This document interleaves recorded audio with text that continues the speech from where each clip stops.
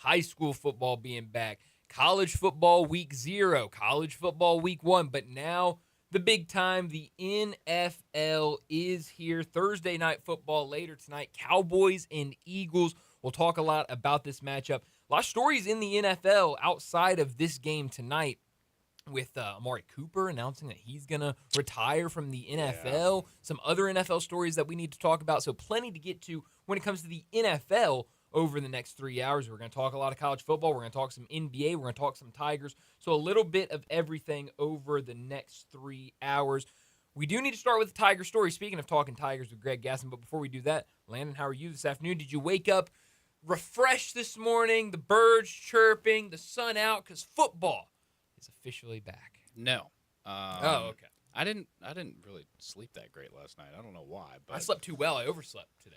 Yeah, I wish that was the case for me. No, I didn't sleep great, but as the day has progressed, I mean, this is the moment we've been waiting for. They're showing. I don't mean to interrupt you. They're showing on NFL Live that people were out at 5:45 in the morning tailgating for Eagles and Cowboys. Yeah, that's a bit ridiculous. It's crazy. In my it's eyes. nuts. But you have a job? Maybe you took off. I don't know. Well, being an Eagles fan is a job.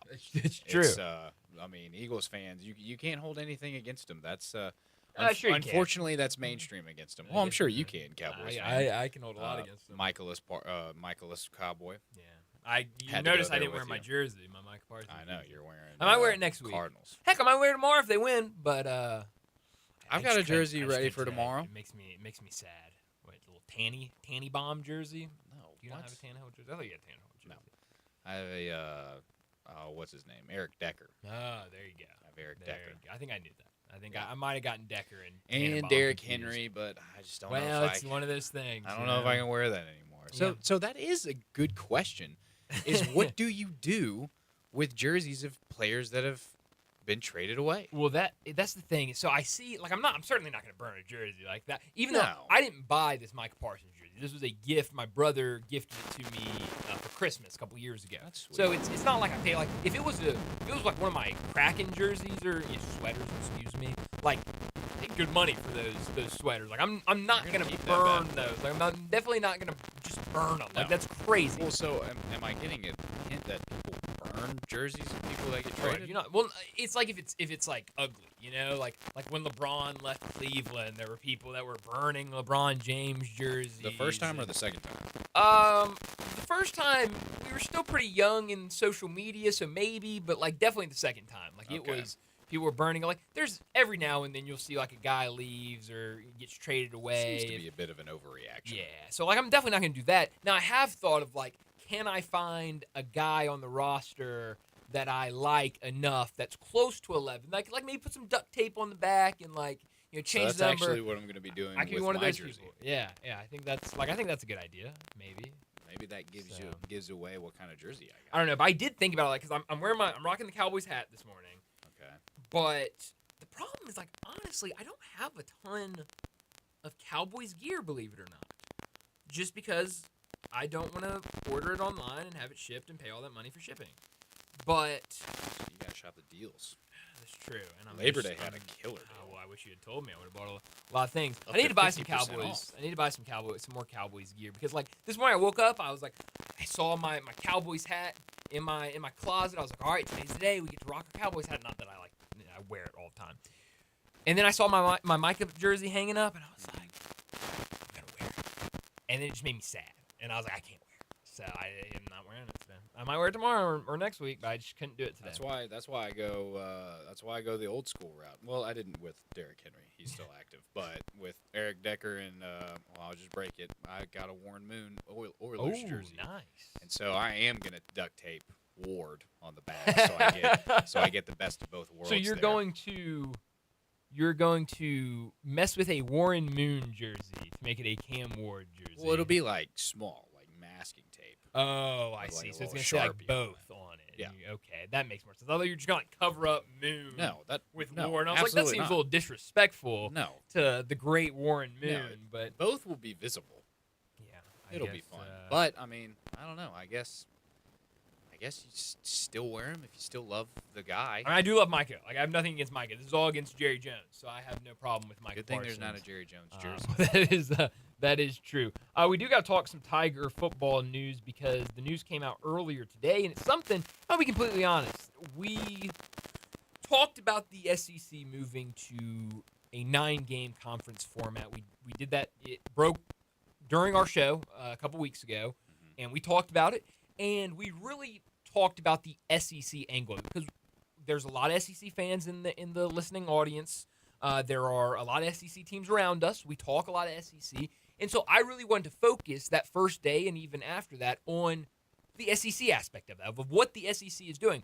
And I think one of those days, me and you were co-hosting, and Connor was producing. Yeah. And he told me after the show, he said someone either texted or called in and said that, why are they not talking about what this means for Memphis? Because this is terrible for the Memphis Tigers in terms of the future and trying to schedule SEC teams.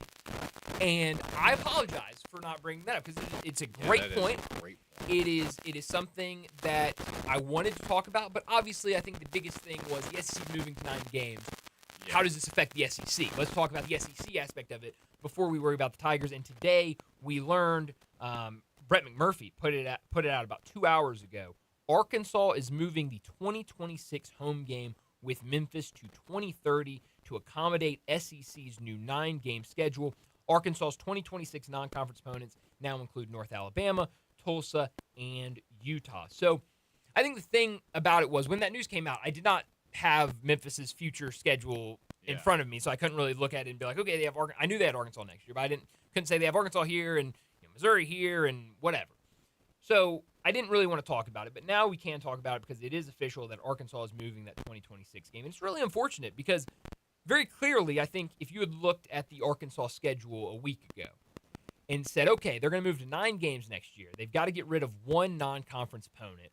Who is that going to be? Okay, so they have 4 non-conference opponents. North Alabama, Tulsa, Utah, and Memphis. All right, well, let's go down the list. A part of a big piece of that 9-game conference format is that you have to play an out-of-conference game against a Power 5 opponent. Yeah. So Utah fits that. They're going to keep Utah. Right. That makes sense. Then you look at the other 3. North Alabama. No offense to North Alabama. I went to a North Alabama basketball game last year. Great people, great fan base. FCS program, they'll kill North Alabama next year. And it doesn't matter who the coach is, doesn't matter who's on the team. They're going to beat North Alabama next year. At least that's the expectation. So you're going to put that on the schedule. Yeah. Then it's down between Memphis and Tulsa. A Tulsa program, I don't know what they're going to do this year. Bad. But we did our predictions. They're projected to be a bottom dweller. We did our predictions last week, and I don't think any of us had them over, 4 or 5 games? No. Or wins? I think it was 4. I think so. 3 or 4. I think it was around there. I mean, it wasn't. This wasn't a bowl eligible team we were talking about. No, not even close. So you can have that team on the schedule. Who knows what they'll be next year? But I would assume that they're not going to be where Memphis is right now. Right. So you're either down between we can play Tulsa or we can play Memphis at home. And you're already playing North Alabama. You're already playing North Alabama. So you already have your tune-up game, quote unquote. So, as unfortunate as it is, in Arkansas's point of view, it makes a lot more sense of, hey, let's play Tulsa at home, where a game that we feel pretty good. We feel pretty good when you see it on the schedule. You're going to win that game. Mm-hmm. Against Memphis, that we've seen has had a pretty good track record against Power 5 opponents. And I think that is what worries me, not only about Memphis. I don't want this to be guy on Memphis radio is mad that Arkansas is canceling game against Memphis. Because I think it's going to be the issue with a lot of group of 5 teams that are at that level. Memphis, Tulane, look at some of those MAC schools. Look at even a couple of these Sun Belt schools. Look at Boise State. Yeah. Like these group of 5 teams, when you talk about SEC teams figuring out their schedule, Big Ten figuring out their schedule as those 2 conferences, and it sounds like ACC might be on the way to doing a 9-game format.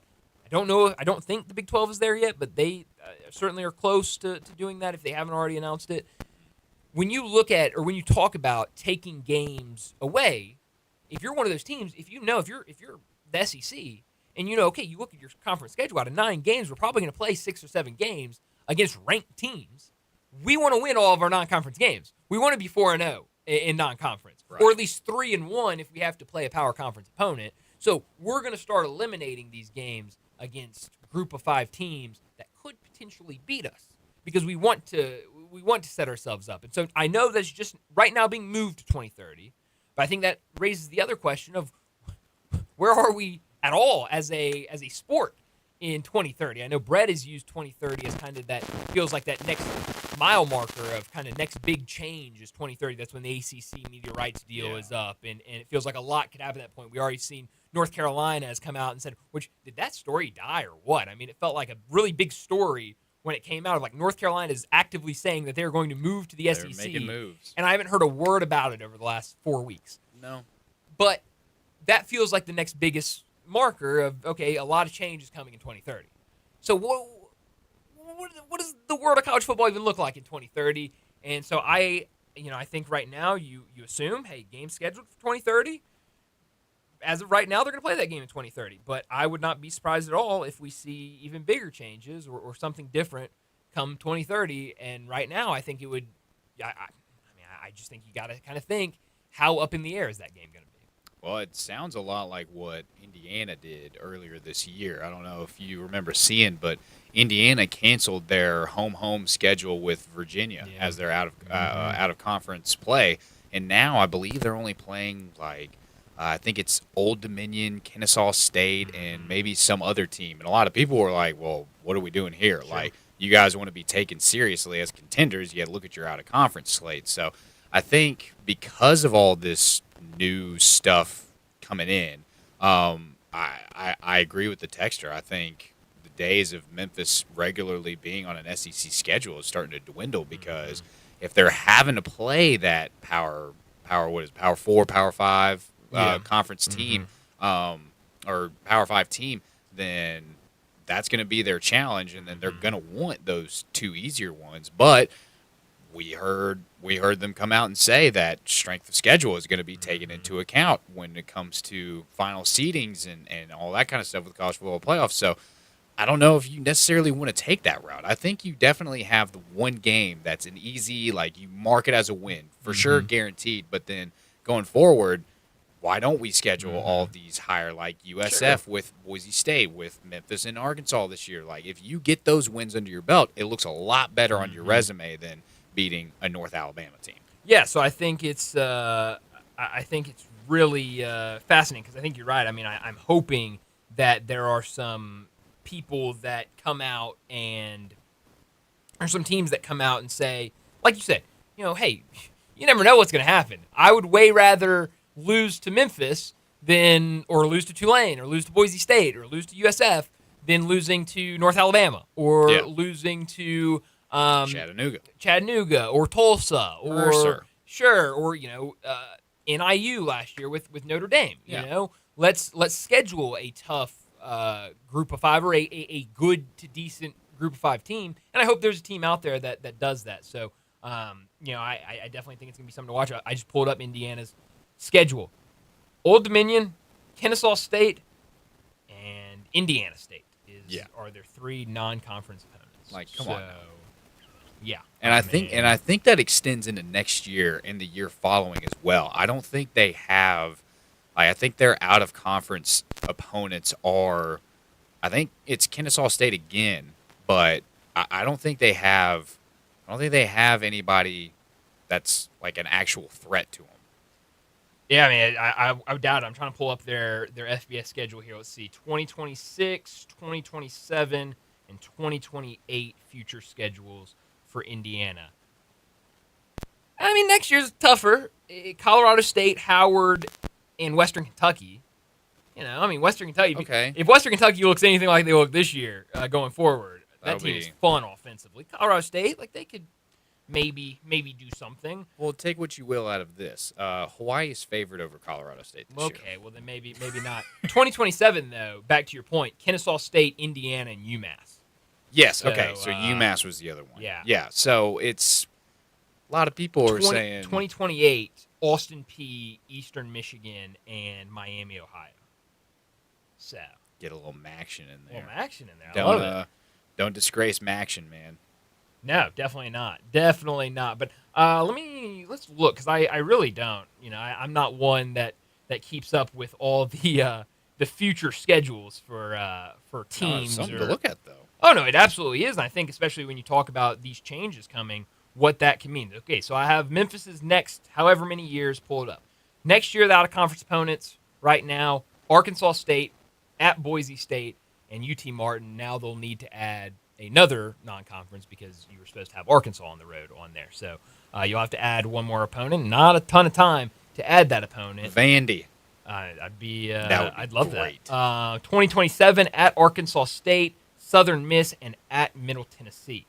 2028 Conference USA reunion at Arkansas, Mississippi State, and Arkansas State.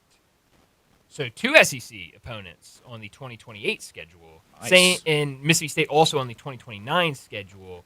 And now 2030 you have Boise State, Southern Miss, and at Arkansas. So I don't know. I like the I don't know what it's addition. gonna look like. I like the addition of Southern Miss because that's what's the name of that rivalry? The Black and Blue Bowl. Black and Blue Bowl. Or Black and Blue Game, whatever it's called. Whatever. But Yeah. it's really good. It is. But I like that. I like having those rivalries that are Mm-hmm. still alive. And so, speaking of which, I think we need to see what it would look like to get some Louisville games in there. That'd be cool. And Maybe that'd be out of conference for next year. That'd be cool. I mean, you've already got something going with basketball. Maybe you could add something with football. I think that would be Certainly, right? really, really cool. I'm about to set up today's show before we get to top and not top story of the day. Very busy show today. But before that, can I give out an early big number of the day? Is that okay to do at this time? Because Randy texted in his big number today. Right on. Randy, thank you so much for your big number. He said, Bryant, my big number of the day is 99. That's how many years it's been since anyone wore number 1 for the Green Bay Packers. I see where this is going now. Curly Lambeau was the last person to wear the number in 1926.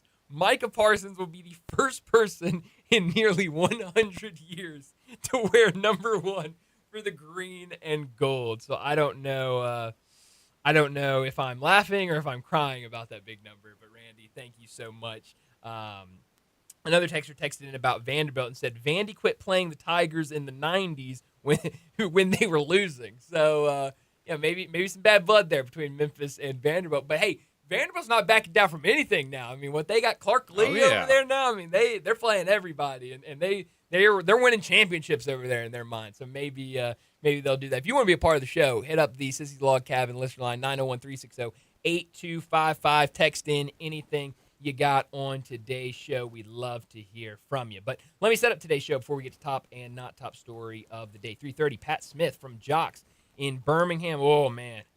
I don't want to say I've been looking forward to talking to Pat all week because I know it's not going to be a fun it's going to be a fun segment with him. Yeah, it'll be interesting to get his take it's going to be a brutal segment because we're going to have to talk about Alabama and what happened over the weekend, but really excited to hear maybe from Pat. a little bit of excitement with Auburn. Sure, we can talk a little Auburn, but I can assure you one thing. I'm not going to start with Auburn. I'm going to start with Alabama. So really excited to have Pat Smith on from Jocks. They were working on Monday on Labor Day. I listened to a little bit of that show, and those texts and those calls they were getting in. Well, I was playing for you earlier, the callers in of people who are.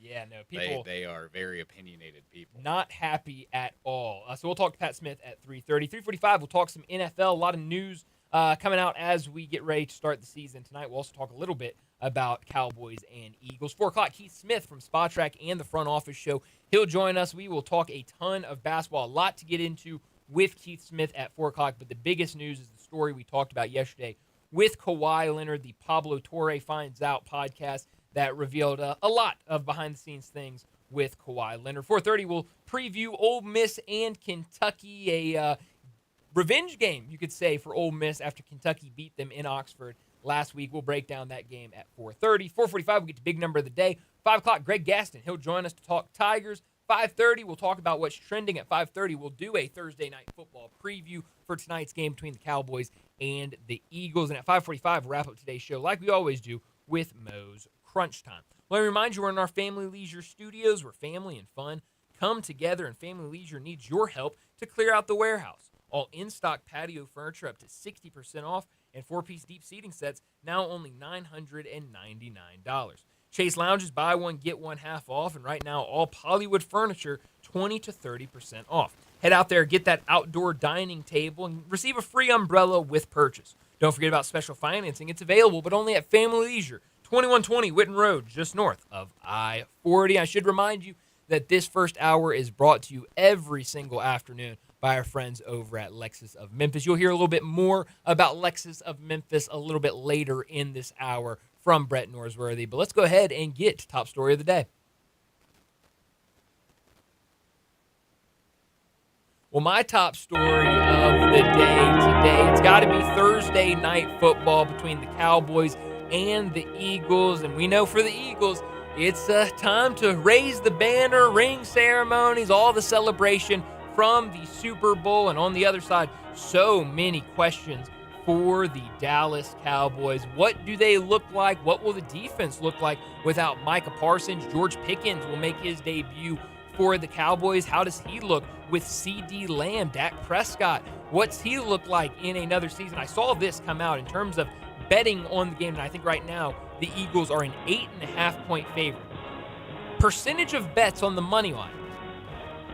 The Eagles have received 86.85% of the bets on money line, and the money percent, 92.25% of the money coming in on Philadelphia money line. In terms of the spread, again, 8.5, 67.19% of the bets are on the Eagles, while 66% of the money is on the Eagles. So everybody is heavy on the Eagles tonight in Thursday night football. I heard Johnny Radio earlier today thinks that might be a little too many points tonight in game one. So I don't know what to expect. I'm excited to see what the Cowboys look like. I guess as excited as I can be. But at the end of the day, whether you're a Cowboys fan, whether you're an Eagles fan, whether you're not, it feels good to have NFL back. Thursday night football tonight. Little Friday night action tomorrow night in Brazil, and then Sunday we'll get a regular slate. So super excited for the NFL being back, and I know we'll talk a lot about the NFL and Thursday night football later tonight, and we'll continue that conversation into tomorrow as we get you set up for week one of the NFL season. Yeah, I'm right there with you. The NFL is back, and it starts tonight. And yesterday I tried breaking down a little bit of the Cowboys and Eagles game and trying to give Cowboys fans a little bit of hope to see where they could really exploit this Eagles team and really sneak away some points, especially with that special teams with a great returner and a great kicker. But with all those things, the banner being raised tonight for the Philadelphia Eagles, it's Hurts versus Prescott. How is Dak going to do out there? I think a lot is riding on him. If he has a great game, I think a lot more is expected of this offense to perform than the defense to really stop a high-powered Eagles offense. But we have a great slate of games for week one. We have the Brazil game and the Chiefs and the Chargers. What kind of team is the Chiefs going to be this year? They're no strangers to tough games in week one. Last year, they opened with the Ravens. The year before that, it was the Lions. So the big question is, have the Chiefs addressed all the problems that we saw last year with their O-line? They're going to be starting this year without Rashee Rice because of his game suspensions. And how good will Justin Herbert and the Chargers look with all their new added weapons? That'll be a great game. But then you look at Sunday, you got Titans and Broncos. I know I'm excited for that. How's Bo Nix going to look for the year? Is he going to experience what many have been seeing with this sophomore slump that seems to be hitting all these QBs that have great rookie years? How is that going to look? How is Cam Ward going to look taking the field with this fresh new look for the Titans team, and with the announcement of Alec Manor being a starting wide receiver over Van Jefferson? And I think Van Jefferson got a lot of flashback on his drops in the the preseason game against Atlanta. Yeah. So a lot of people not happy with him, looking to bounce back. Van, I think he's still a good receiver, still can catch, still can go out there and make plays. But we're going to be looking at a fresh team with the Titans. Then you got Steelers and Jets, Rodgers' former team versus Justin Fields' former team. And then you got Lions and Packers later on that day. And then Sunday Night Football, Bills and Ravens. NFL, it's back, and I'm excited. Not top story of the day. Well, my not top story of the day, we're actually going to go local because tonight there is a massive soccer game over at South Campus with the Memphis Tigers women's soccer team as they are hosting Tennessee tonight in Memphis. A massive matchup, a top 15 matchup as Memphis is currently ranked 14th in the country. Tennessee ranked 2nd in the country. So a matchup we always talk about getting Tennessee on the schedule. Well, the soccer team has Tennessee on the schedule, and I'll be completely honest. Like, I've been keeping up a little bit with the Memphis soccer team and what they've been doing. I don't know anything about Tennessee's soccer team, so I can't tell you. I mean, Lady Vols. if they're number 2 in the country, they got to be pretty darn good. But I don't know anything about them. So top 15 matchup. I hope the Tigers win. They're undefeated right now. I hope they keep rolling at home against Tennessee. But hey, go out there and support the Lady Tigers against the Lady Vols at the South Campus, Park Avenue campus tonight, 7 o'clock. Now, they are doing construction on the stadium, so it's BYOC, bring your own chair. I think really cool. I know the Memphis basketball team, I think, put out a tweet or something saying they were going to be at the game tonight. So I think a lot of people hoping to make this a great environment for the women's Tigers team, and really great opportunity for them. This is a team that we talked about a lot of, how they have been so good over the last handful of years, and it feels like they're continuing that in a big-time game tonight for the Tigers. Yeah, the women's soccer team from Memphis has been rolling. I mean, they are not intimidated by these high-ranked teams. I believe of their 4 wins that they have so far, that they're against top-rated teams. Yeah. So they're on a roll. It's a really, really good team out there.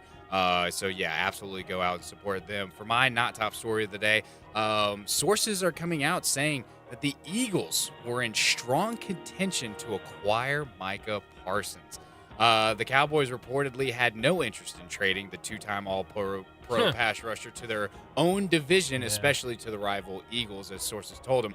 And looking back and to realize that the Philadelphia Eagles and Cowboys are no strangers to making deals, as they had a high-value trade in the NFL draft for 2021, where Philadelphia moved up 2 spots to get Devonta Smith, and with the 12th pick, Cowboys selected Micah Parsons. So I ask you, Brian, how would you feel if somehow, some way, Micah Parsons was an Eagle today? Well, I can't say what I want to say, but I would not be happy with that. I'll be completely honest. I would not. I think the Eagles would be enjoy life unstoppable. if that happened. Yeah, I mean, we could be looking at a 17-0 game or season. No kidding. I mean, it really could be close to that. So I'm glad I don't have to worry about that.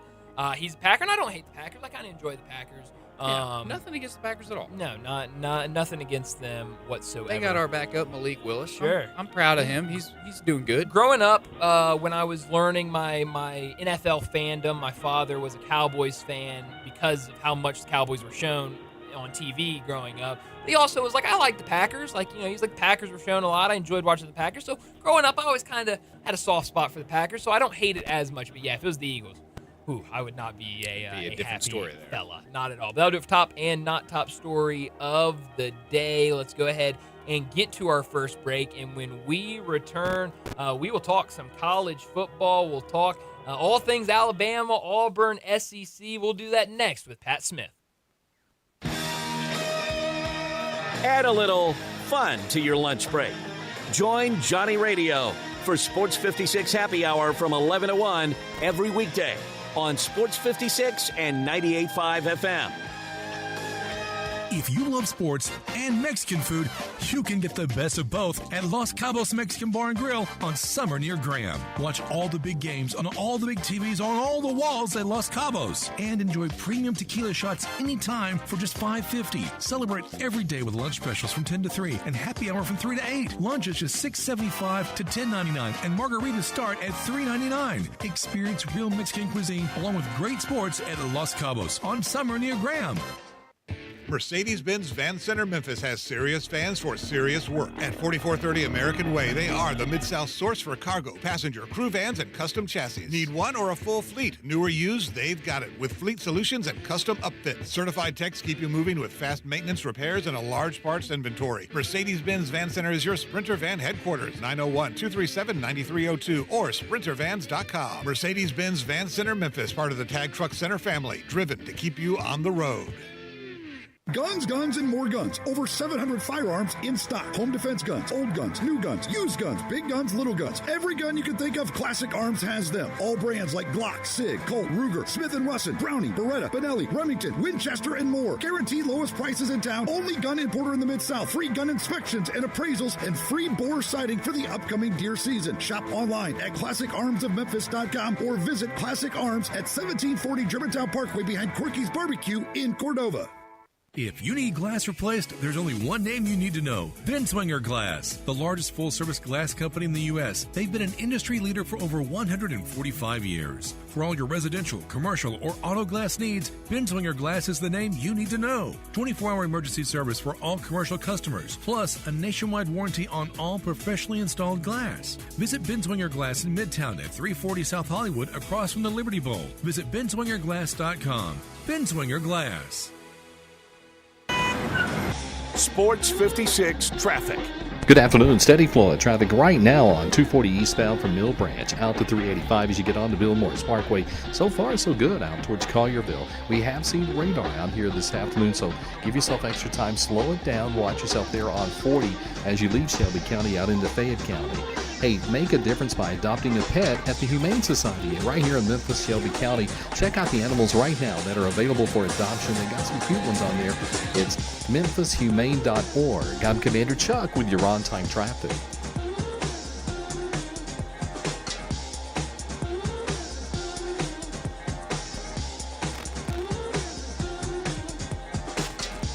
Now back to Sports Time on Sports 56 and 98.5 FM. This hour is brought to you by Lexus of Memphis. Here are your hosts, Brett Stats Norsworthy and Bryant Dacus.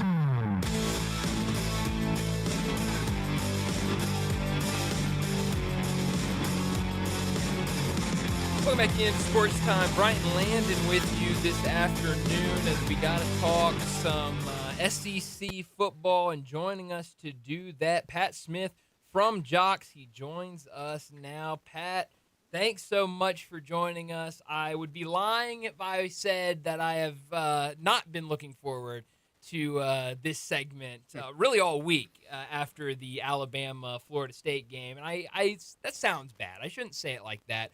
But I was excited to hear your reaction to what you saw. So let's start there. Your reaction to Alabama and the game that you watched against Florida State on Saturday. Guys, always great to be with you. First and foremost, it was shocking. It was shocking not because Florida State won the game, but it was in the manner in which Alabama looked by them losing. It's one thing if you go to Doak Campbell Stadium in the rain and you lose by a last-second field goal, but when you jump out to a 7-0 lead, you have 9 minutes of time of possession in the first quarter. It looked like you pretty much dominated the line of scrimmage in the first quarter. Then you let them come back and tie it. And then from that point on, FSU just dominated Alabama. And you just saw players not give the same type of energy that you would typically see from an Alabama football team. So for me, it wasn't that, Florida State, I know they were a 13.5-point underdog, but they were playing at home, a refurbished new stadium, new coordinators, 49 new players on their roster, new quarterback. I definitely remember, I told you last week, Bryant, that the game was going to be inside the number. I really felt like Florida State was going to cover this game. I didn't think they would win outright. But it was just the fact that Alabama just looked ill-prepared after that opening drive. And I think moving forward, that's the biggest question mark that most Alabama fans have with this team and this season. Yeah, no, absolutely. I mean, and the thing that a lot of people, you've heard a lot of people, whether it's national, local, whatever it might be, people that cover just sports in general, college football, whatever it might be, the word that's going around about this Alabama team is soft. They looked soft against Florida State. Well, and listen, they got a lot of work to do if they want to get people nationally to get back on that bandwagon. And listen, you're not going to get anything out of this week against Louisiana Monroe. They better win. That goes without saying. But you're not going to be able to judge if any of those things had been improved. Now, the next week, they play Wisconsin at Bryant-Denny Stadium. They're already a 19.5-point favorite, according to Las Vegas. So, to me, the real true test of where this football team is going to be 2 weeks after that. It's when they go to Athens, Georgia, to open SEC play. I think that at that point in time, you're going to get a pretty good barometer of what this team is, what this team could be. But at the end of the day, I know a lot of people hate to hear this coach speak, but all of the goals of this team is still right in front of them, which is to win the SEC, to get to the college football playoff. There's nothing that has been done in week one that has derailed that. Absolutely. Now, there have been some stories that have, or rumors, I should say, that have come out about things happening at the team hotel, players getting DoorDash orders that 2 a.m. and girlfriends coming to the team hotel. I never know what to do with those type of stories because you really never know, how true they are. But what, being someone that follows this team very closely, what have you seen kind of from the outside of kind of maybe what has changed since Nick Saban has left with Kalen DeBoer? Do you see maybe maybe a little more lax, or could some of these rumors be true about this Alabama team? Well, first and foremost, the game has changed just dramatically. And listen, if you've ever traveled on the road with any football team, whether it's Alabama or Memphis or UAB, doesn't matter. Kids they have a lot of freedom in regards to ordering DoorDash at 2 a.m. in the morning and things of that nature. Now, having girls in the room and things of that nature, obviously that's not going to be allowed anywhere you go. But, whether kids get, DoorDash at 2 a.m. in the morning or not, I mean, that goes without saying. They're young people and they're going to do things like that. I do it all the time. So, Well, the one thing that you can tell about this football team, and it was definitely different last year covering the team, there was more access to the media. We were allowed to watch 20 to 30 minutes of practice as opposed to watching 5 minutes of calisthenics under Nick Saban. Now, each week, the coordinators are available to the media, whereas under Nick Saban, you got them, the first day of fall camp, and then if they made it to the college football playoff, you got to talk to them again. I mean, this was Nick Saban's show. Kalen DeBoer has made this a lot more open. And listen, when you don't win, everything is going to be nitpicked, from what he's wearing on the sideline to them playing the type of music they play at practice, or, hey, we're going to have an ice cream truck come by after practice. And by the way, not only did Alabama do that last year, but Kirby Smart did it this year in fall camp for the Georgia Bulldogs. So, it's just something that gets over magnified when your team isn't winning. And that's the problem when you've gone 5-5 in your last 10 games in Tuscaloosa. When you follow the greatest coach in history, a lot of people are going to point a finger at a lot of different things because they do add up. Yeah, and I think too with the conclusion of Week 1 of college football, I know everybody loves to overreact. We like to go to the vast extremes of, all right, Alabama lost their Week 1 game, so now they're going to suck for the rest of the year. But I like your perspective on, they still have an entire season ahead of them. But I also think, too, are we so much lost in criticizing Alabama, or are we just failing to recognize that is Florida State truly a good team this year? And them jumping up to number 14 in the polls, do you think that's, is that justified? Is that right for them to be that high? And are they really that good of a team this year? Well, and I think the proof will be in the pudding on that answer, Absolutely. which will be, probably in the next month or so if Florida State has taken that next step, or is this Alabama team just a bad Bama football team? I feel like it's going to be somewhere in the middle. I definitely think that with those 49 players that Florida State got, Gus Malzahn as the offensive coordinator, Tommy Castellanos as your quarterback, they're going to be an extremely competitive team. They're not going to go 2-10 this year. In regards to that football team. So, I think they got enough credit this weekend, but it's those intangible things that you see on the sideline, whether it's, players not making the right tackle. Alabama had the most missed tackles in the game on Saturday than they've had since Kalen DeBoer took over. It was just a sloppy game. You had the All-American Caden Proctor at left tackle. He gave up 6 pressures.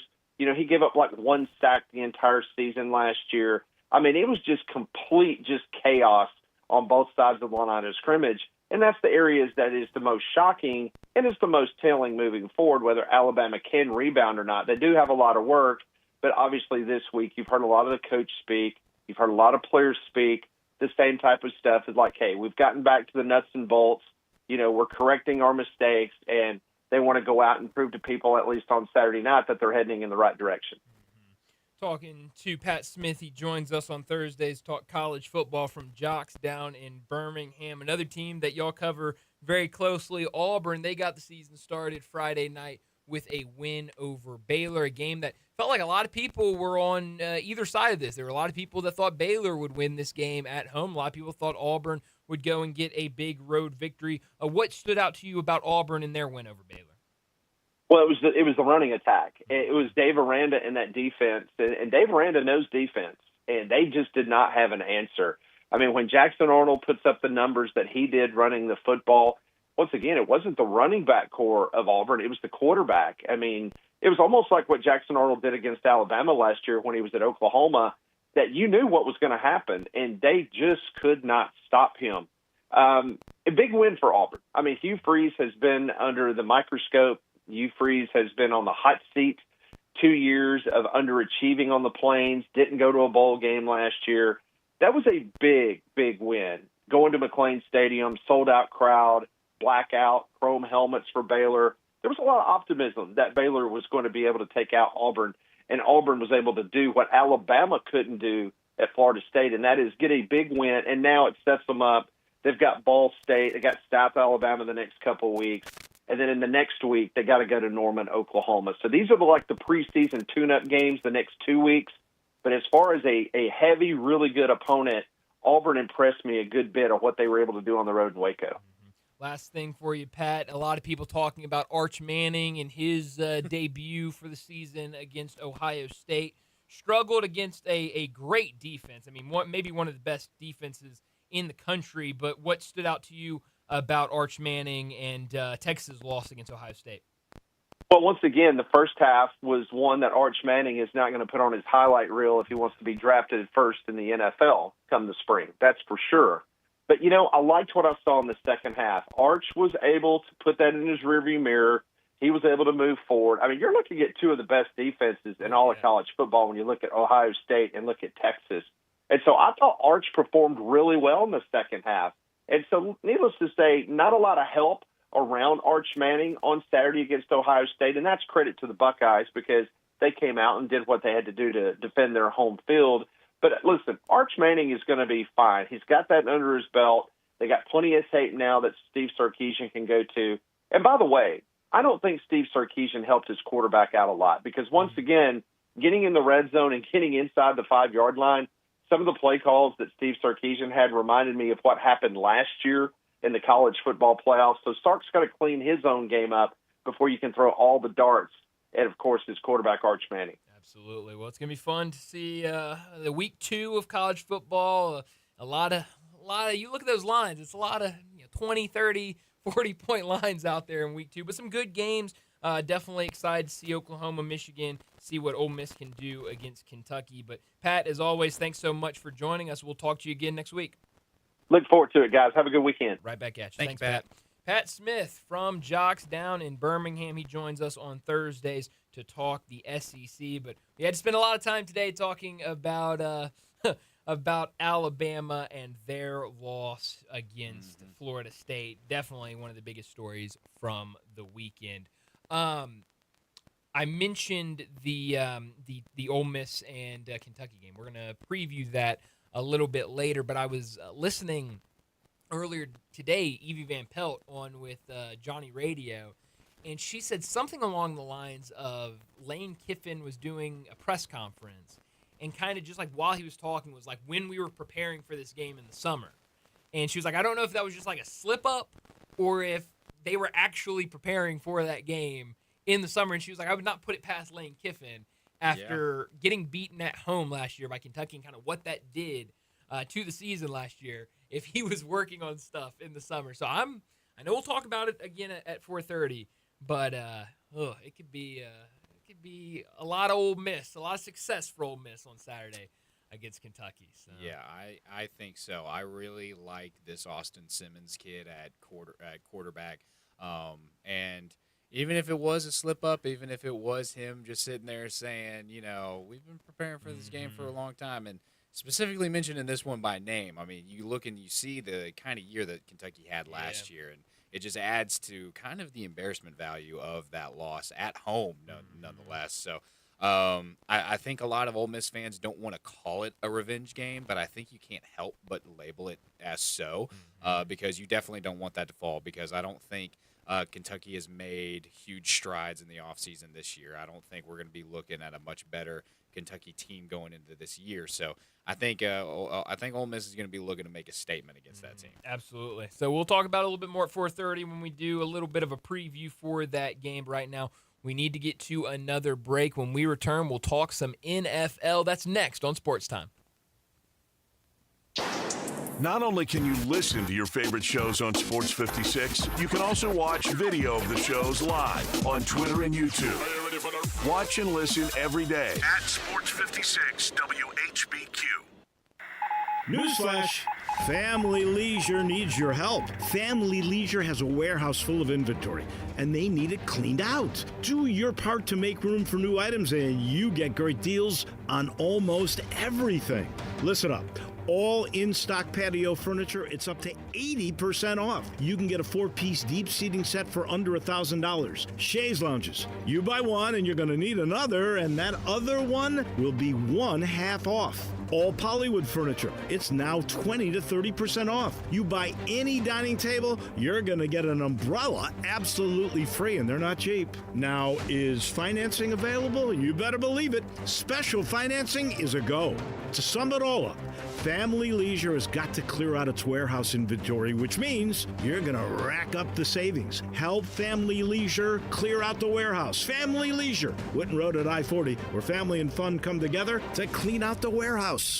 Listen up, Rebel fans. Your next winning drive starts at Landers Ford in Collierville. Their game plan is simple. Find you the most savings possible. Make a trade, lower your payments, or let them buy your vehicle even if you don't buy from them. That's how you keep moving the chains. Just like the Grove on game day. Fans all across the Mid-South keep coming back to the #1 Ford dealership in Greater Memphis. See them today in Collierville or online at LandersFordMemphis.com. When you own a Landers Ford, you get the support of a certified service tech with the Landers Ford Remote Service Experience Program. They pick it up, drop it off, or fix it on the spot, so you're never left watching from the sidelines. To finish the drive, the iconic Landers Easy Pass always brings more for your trade and the biggest discounts to put you in victory formation. And now, straight from the 1977 Ole Miss football team that took down #1 ranked Notre Dame, the final snap of the day from Landers Ford President Don Kitchens. If it doesn't say Landers, you paid too much. As reported on Ford's 2024 total new vehicle retail sales report in Memphis market. I'm thinking back to school. You mean the Rodney Dangerfield movie? No, I'm trying to think of a theme for this month's Central Barbecue ad, and since it's September, I'm thinking back to school. Well, it seems like you're kind of forcing it. What does going back to school have to do with Central Barbecue? Well, you know, get your school year started right by having Memphis' best barbecue. I'm not hearing it. Come on, it's a brand new year. Why not celebrate by getting the tastiest ribs in town at Central Barbecue? It just sounds like a Central Barbecue ad, but with school shoehorned in. Every student should enjoy some slow-smoked deliciousness. Well, now that just sounds stupid. You try writing a new Central Barbecue ad every month. Just say Central Barbecue is good. For school.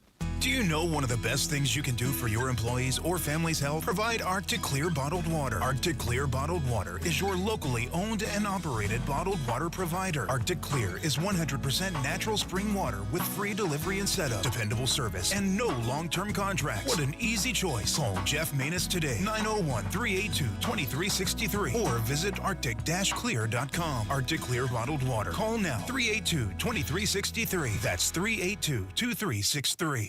Now back to Sports Time on Sports 56 and 98.5 FM. This hour is brought to you by Lexus of Memphis. Here are your hosts, Brett Stats Norsworthy and Bryant Dacus. This hour every day brought to you by Lexus of Memphis at 2600 Ridgeway and online at lexusofmemphis.com. Great offers on all 2025 models and always special leasing options. Drive in luxury and confidence knowing that every new Lexus comes with complimentary first and second maintenance services. Call them at 901-334-9673, but they invite you to stop by the only Lexus dealership in Memphis at 2600 Ridgeway and put yourself in the driver's seat of the all-new 2025 flagship LS500, and you'll be looking and you'll be driving in style. When you purchase a Lexus, you get top-of-the-line engineering and design, and they make for a luxury driving experience. Online at lexusofmemphis.com. Experience amazing at Lexus of Memphis.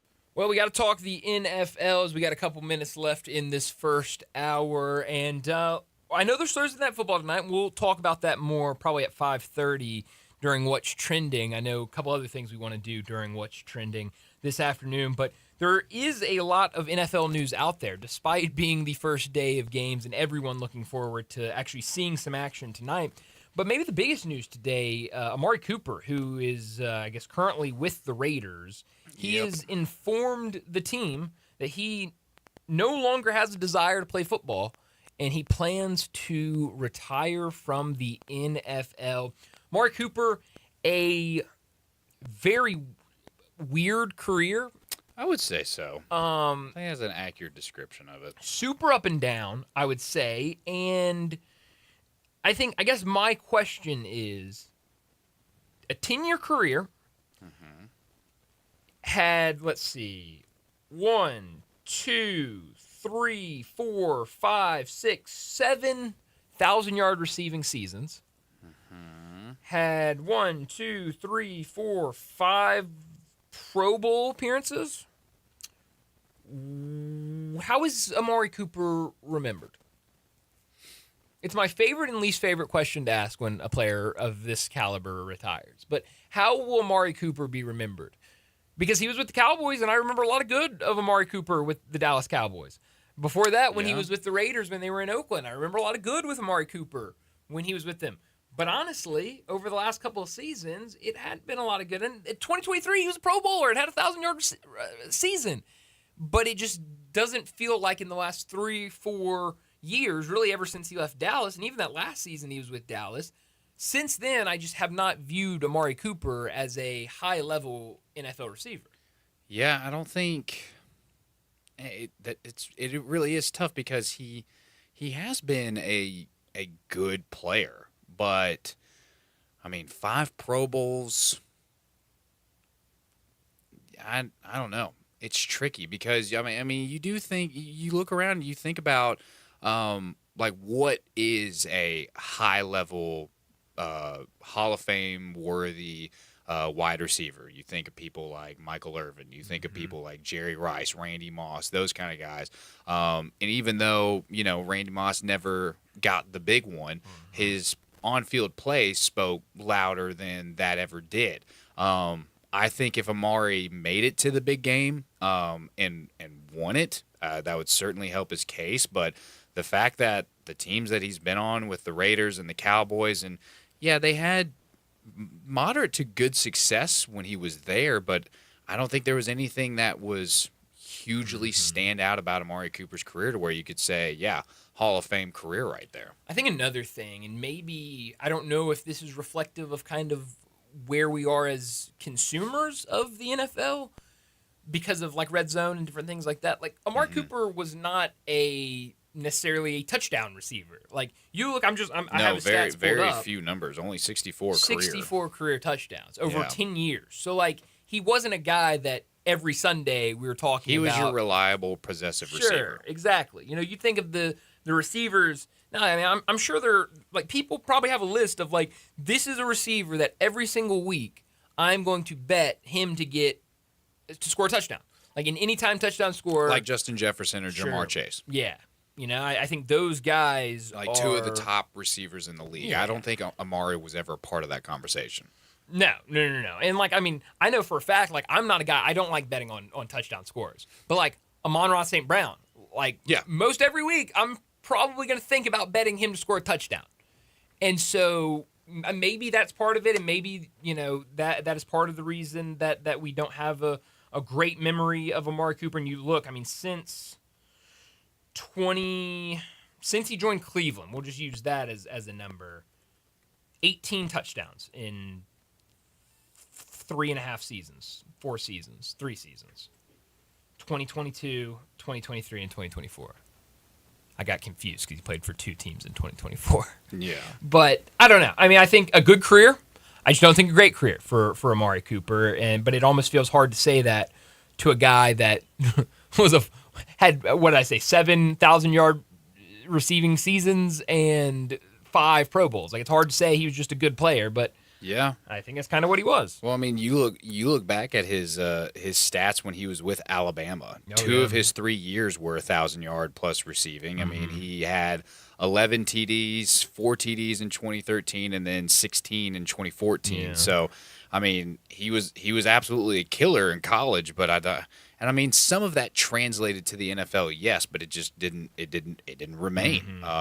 he was much more of a player in college football, and will certainly go down as one of the greatest wide receivers to come out of Alabama. Oh, yeah. But as far as if you're talking, is this guy Hall of Fame worthy? I'd tell you right now, my answer is probably no. No, I would probably agree with that. Some other quick news before we get to a break. Amarion Hampton will get the start for the Chargers over Najee Harris. I don't think that's a huge surprise. Obviously, Najee Harris just coming back from injury, so I don't think a huge surprise there, but I think the plan is for Najee Harris. Yeah, be careful with those fireworks.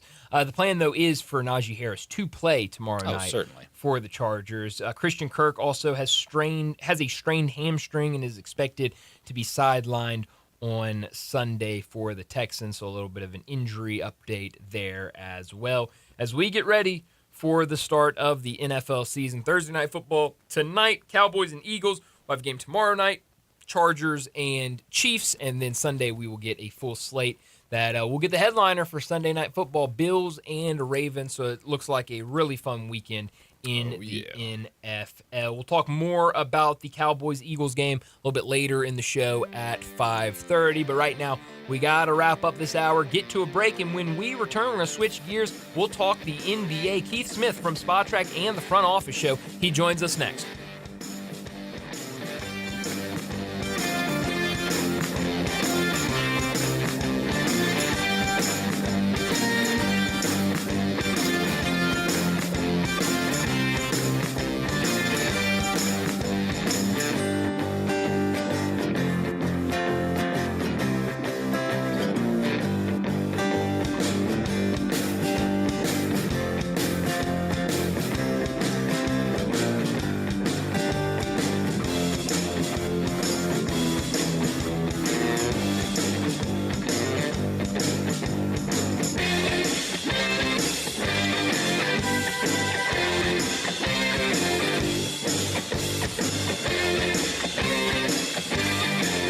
Top Gun is the largest indoor range in the Mid-South, but size isn't their only difference. Top Gun has the best instructors with over 300 years combined experience and classes all the way from first shot to master marksmanship. Plus, Top Gun is affordable. Gold membership is just $48 a month. That's just $1.60 a day for unlimited range time, free gun rentals with purchase of ammo, and members lounge access. Top Gun, 2770 Witten Road and TopGunMemphis.com. Always shoot with the best. Top Gun Memphis.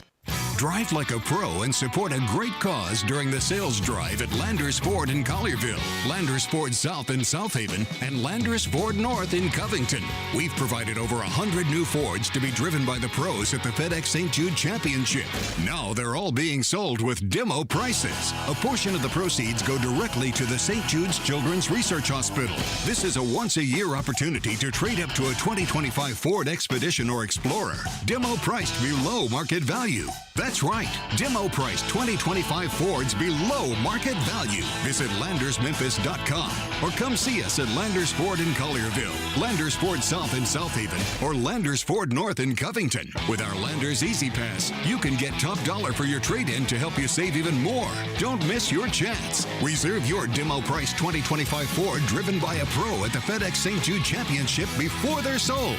Remember, if it doesn't say Landers, you paid too much. Maria's Cantina in South Haven is not your average Tex-Mex joint because they're serving up Mexican with a twist. Maria's Scratch Kitchen is the most creative and diverse menu around. Beyond the traditional huge quesadillas, chimichangas, and fajitas, Maria serves up hand-rolled Latin egg rolls, Cajun and Creole items like catfish, gumbo, and boudin balls, as well as the best sandwiches and 8-ounce burgers in town. Wash it all down with a house margarita for only $5.50 and happy hour every day till 6. MariasCantina.com, 6717 Airways, Mexican with a twist. Listen each and every Sunday morning at 10 a.m. and join Ottawald Presbyterian Church for worship. Ottawald is a PCUSA church located in Midtown Memphis. Sports 56 traffic. Good afternoon. It's trying to build out here in a couple of spots. 240 East at Mill Branch all the way out to 385 as you get on to Bill Morris Parkway going outbound. Midtown traffic's moving around with a little bit more volume in the last 15-20 minutes. 240 South at South Parkway. Watching it pick up also on I-40 over here at Warford Hollywood as you continue over towards White Station. Weimers Jewelry, your full-service, family-owned jewelry store right here in Memphis. Stop by and see them at 7525 Highway 64. I'm Commander Chuck with your on-time traffic.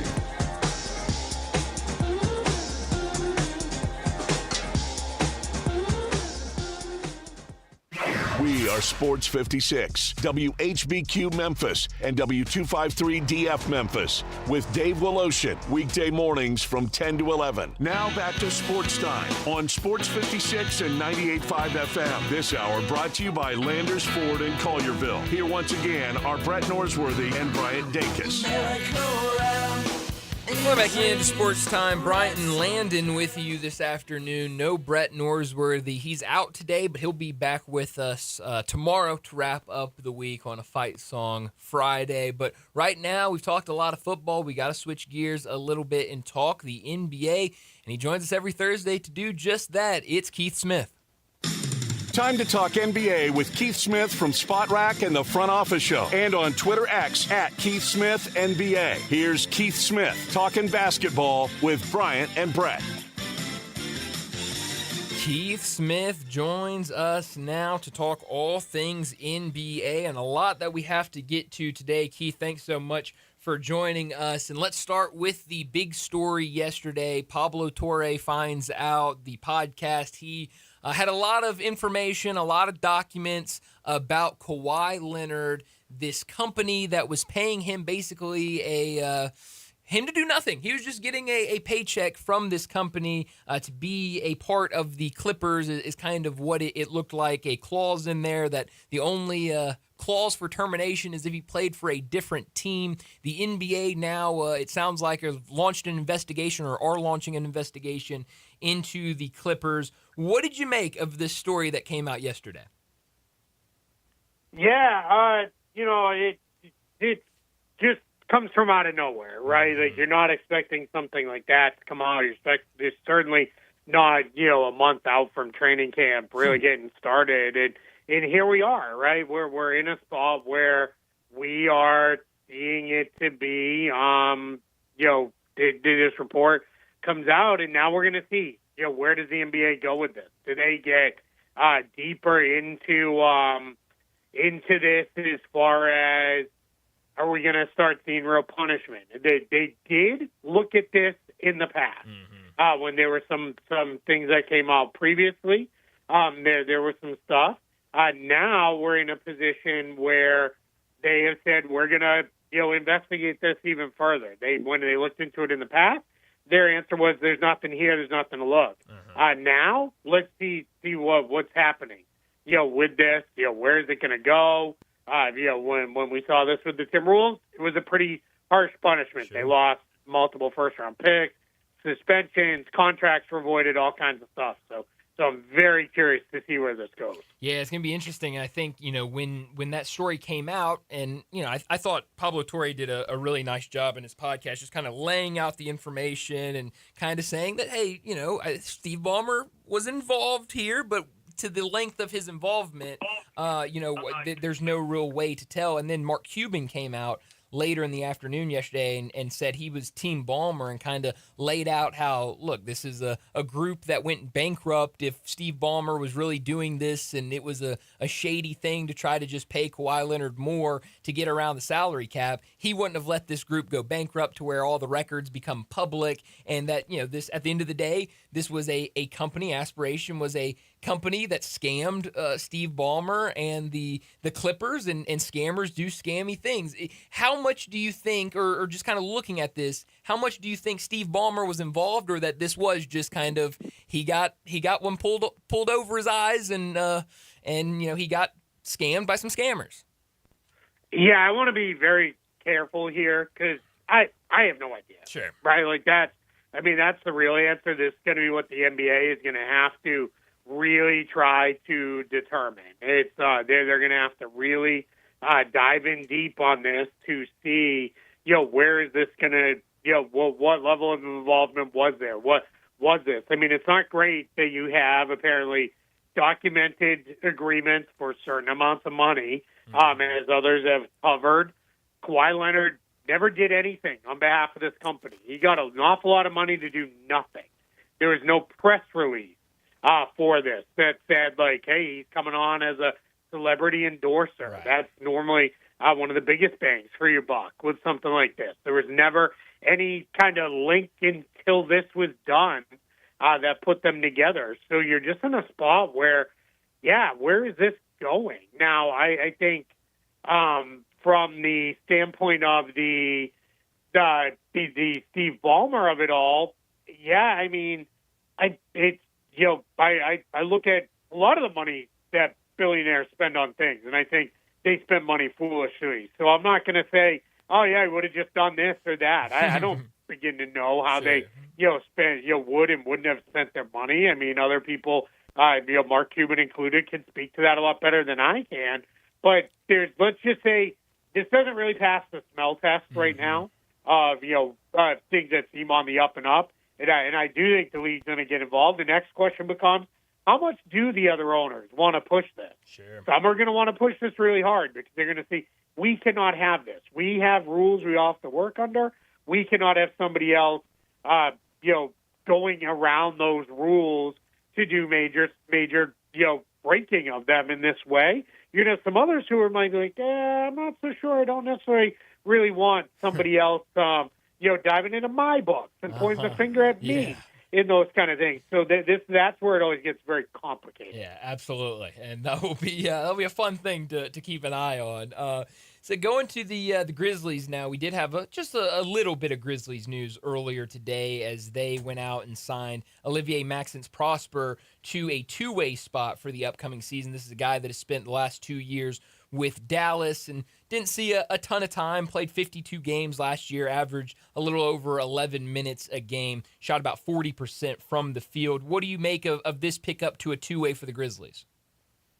Yeah, I like this for Memphis. This is a guy who was, thought of fairly highly as a first-round pick, where people were really kind of excited about, all right, what can this guy be as somebody who the hope was he'll eventually be a 3-and-D wing. The shot didn't really get there yet. Maybe it will, maybe it won't. But I think, for Memphis, this is, when it's a two-way, it's almost a no-risk signing. You're basically bringing him in and saying, all right, let's see. And if he pops, great. Then we can convert him later down the line to a standard contract. We've obviously seen the Grizzlies do quite a bit with that, over the last several years, and they've been one of the best teams in the league at developing guys through the G League and getting them into actual NBA roles. So I think there is a chance, that we see, something go forward with that. So I think this is a great pickup, and this is how you win on the margins in the NBA. This is how you get talent on the cheap, and if it pops, then you're in a great place. Because as we know, Grizzlies are starting to get more expensive with Jaren Jackson Jr. Signed and John Morant, and then other guys getting new contracts. They want to be in a place where you can have some younger, cheaper talent like this on the books. And going back to Dallas, they made news this morning signing P.J. Washington to a 4-year, $90 million contract. It seems like we're starting to get some resolution on a couple of these restricted free agents. What do you make of this move for the Mavericks to keep P.J. Washington? Yeah, good for P.J. Washington. I think it's a good move for the Mavericks. I do think something eventually is going to have to give with Dallas. The roster is just not very balanced right now. You have a lot of front court guys. So P.J. Washington, Daniel Gafford, both extended this summer. You obviously have Anthony Davis. They have Cooper Flagg. He's going to play a lot at the 3 early in his career, but most think he'll ultimately be a 4 in the NBA. You still have Derek Lively, who's still on his rookie contract for a couple more seasons. And then you have guys like Dwight Powell, Najee Marshall, who can play the 4 as well. So they're going to have some things to sort through there. They're still a little weak in the backcourt, especially while Kyrie Irving is out. But I think Dallas will, excuse me, I have the hiccups here. Those are the things that will all kind of sort themselves out down the line for the Mavericks. But it is important to note, P.J. Washington, with this extension, the timing of it happening, he is not trade eligible this season. So that's something that is important to know. So, Keith, the NBA came out and talking about their new NBA All-Star game format and how they're kind of adopting this USA versus world thing that we kind of saw with the NHL. What do you make of this news, and what do you think of the new format for the NBA All-Star game? Yeah, I hate it. I think it's an awful decision. I think it's a terrible idea. I don't like the idea of now forced bidding. What if there are not X amount of players from the world side? Yeah. Or, quite frankly, what if there are not 12 U.S. Players that are, or I guess 16 U.S. players that should be in there this year? What if they're, like, how are we going to balance it? Is it going to have to be 4 world players from the East and 4 from the West? Like, how is that going to work? I think we're trying to save something that at this point I think the players have made it very clear they just don't care about.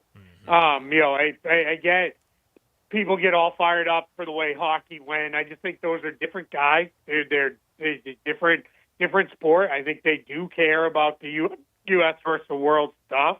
But I think in the NBA, players just this All-Star game, I don't know that this is going to make them play any harder than they already play. I certainly don't think we're going to get any better of a product, and I just think that this was the kind of decision that just seems, let's just keep throwing stuff against the wall and see if something finally sticks. Yeah, it really just feels like let's just change the jerseys and see if that fixes anything. And I think you're right. I don't think it's going to change much of anything when it comes to the All-Star game. We mentioned one contract that got done today. Another one, Cam Thomas signs the final year, his one-year qualifying offer to return to the Nets. This means that he will be an unrestricted free agent next offseason. What does that mean for Cam Thomas? We know what he can do as a scorer, what he's done the last couple of years in Brooklyn. What will we see from him this year? And if he kind of does the same this year, what do you think that market will look like a year from now when he becomes an unrestricted free agent? Yeah, hopefully for Cam Thomas' sake, it's a much better market next year for him because he is just on, it's essentially a $6 million deal. I don't know that anybody, even the Cam Thomas detractors, that would say he's not worth at least $6 million. I mean, he is still a very solid scorer.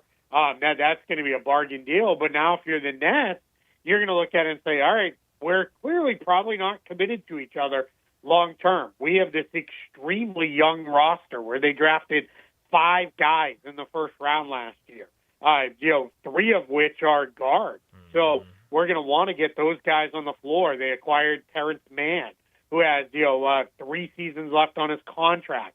We're going to have to give him some minutes as well. I'm just not sure where this is going to go. I think for Cam Thomas, it was the right decision because we're getting to the point where, all right, I got to do something here. I'm clearly not getting a long-term deal. Let me just sign this versus taking a bad deal that's maybe for 2 or 3 years for not a lot of money. He's betting on himself. He'll figure it out. He'll prove it. And next year, there will be more teams with cap space. Teams, I think, will be looking for guys. If nothing else, Cam Thomas is probably someone who should be making somewhere in the range of $16 to $20 million a year to be a high-profile 6-man scoring guard off your bench on a pretty good team. Not a bad gig if you can get it. People think that's a slight at players, but Jamal Crawford and Lou Williams made 20-year careers out of doing that. So no real issue, with that at all if that's where he's headed. So, but yeah, I think this is one where restricted free agency is really, really hard on players, and Cam Thomas very clearly got kind of the short end of the stick on this one. You kind of start talking about what Brooklyn will look like this season, and I am excited to see what they look like because I remember around draft time, everyone was talking about they have these 5 first-round picks, and there's no way they go out there and draft 5 guys on draft night, and they do exactly that. They go out, they get Yegor Dimon, they get Ben Serif, they get Nolan Traore, Drake Powell, Danny Wolf. They bring in 5 young guys. And I don't remember, I know there was a little bit of conversation about Ben Serif if they were going to bring him over right away or not. I can't remember what they decided for that. But yeah, he's all signed. Yeah, he's signed. Wow. So what is that going to look like with 5 first-round draft picks? Like you said, they're going to want to see these guys out there, but you've also got other guys that are young players that they would want. You mentioned Terrence Mann. They just got Michael Porter Jr. They've got some guys and other younger guys that we go through. Jalen Wilson, Noah Clowney, Nick Claxton, obviously a high-level player. They re-signed Daron Sharp. Sure. Like how's this going to work in terms of playing time and trying to get these young guys some minutes, but also play some other more experienced young guys? Yeah, I think some of the idea here is solid. You're putting guys like Michael Porter Jr. and Terrence Mann, who have been in the league for several years, even a guy like Haywood Highsmith, who they picked up in a salary dump from the Heat, but he can play. Nick Claxton. Those guys are going to be around to at least help all these kids to some extent. But at some point, the Nets are going to look at it and be like, hey, I don't know how long any of these guys are going to be here. Let's play the kids more. And that's where it's going to be tough on Jordy Fernandez, because there's going to be nights where it is, hey, the best thing for us is play Michael Porter Jr. 35 minutes, let him take 25 shots and go, because that's the best thing for us to try to win a game right now. But the best thing for us long-term is play him 25 minutes, take 10 shots, and distribute those shots to other guys on the roster. And that's going to be what they're going to have to work through. I mean, when they're playing the kids, and if they're playing all these kids together a lot, it's going to be bad. Young players don't win in the NBA, at least not that young. First, second-year players generally don't win in the league. You got to be more towards year 3, 4, and 5 is when it'll start to pick up. But it's going to be really interesting to watch how this comes together. I'll say I'm far more interested in the Nets now to see what this looks like than I was anything that they've done over the last couple of years, because it was kind of, all right, you're kind of interesting. You have some guys, but now it's like, all right, we're clearly fully in on this rebuild and moving it forward. We're going to see. I think it should be very obvious it's going to be one of, if not the worst team in the league this year, but that doesn't mean that's necessarily the worst thing if they can get good production out of these kids. Keith, talking a little bit about the Denver Nuggets and their trade that they had with Dario Saric and Jonas Valanciunas. I'll admit that Jonas Valanciunas is my guy. There's been a lot of quotes coming out about, we know that Jonas had a big offer for him to go overseas and play for Greece's team, and how that's kind of caused some conflicts with the Denver negotiations. And he just came out with Jonas saying this. He said, once the trade is finalized, we'll put together the plan for the trip to Denver. The team will continue to outline how they see the situation, medicals, and all the details. That part is up to them. Is there anything you can say about this deal, and do you expect Jonas to honor the trade that Denver has, or is this all just reading too far into a story that's already done and over with? Yeah, this is over. He's going to be there. I think he even came out and said, hey, I was interested in playing in Greece for Panathinaikos, and I was interested in being closer to home. But it's not going to happen. We'll see. Maybe next year it will. But I'm under contract to the Nuggets. Let's go win, basically, was kind of even what he came out and said. And Denver acquired him with the idea of, we need a quality backup for Nikola Jokic. It's been awful every year. Jokic goes to the bench, and things fall completely to pieces. He leaves with them up 10. They come back, and the game's even.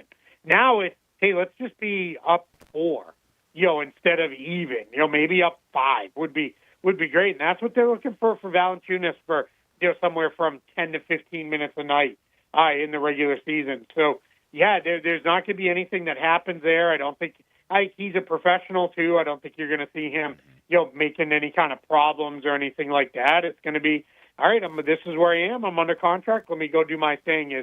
He really, over the last few years, has settled into being one of the better backup bigs in the league.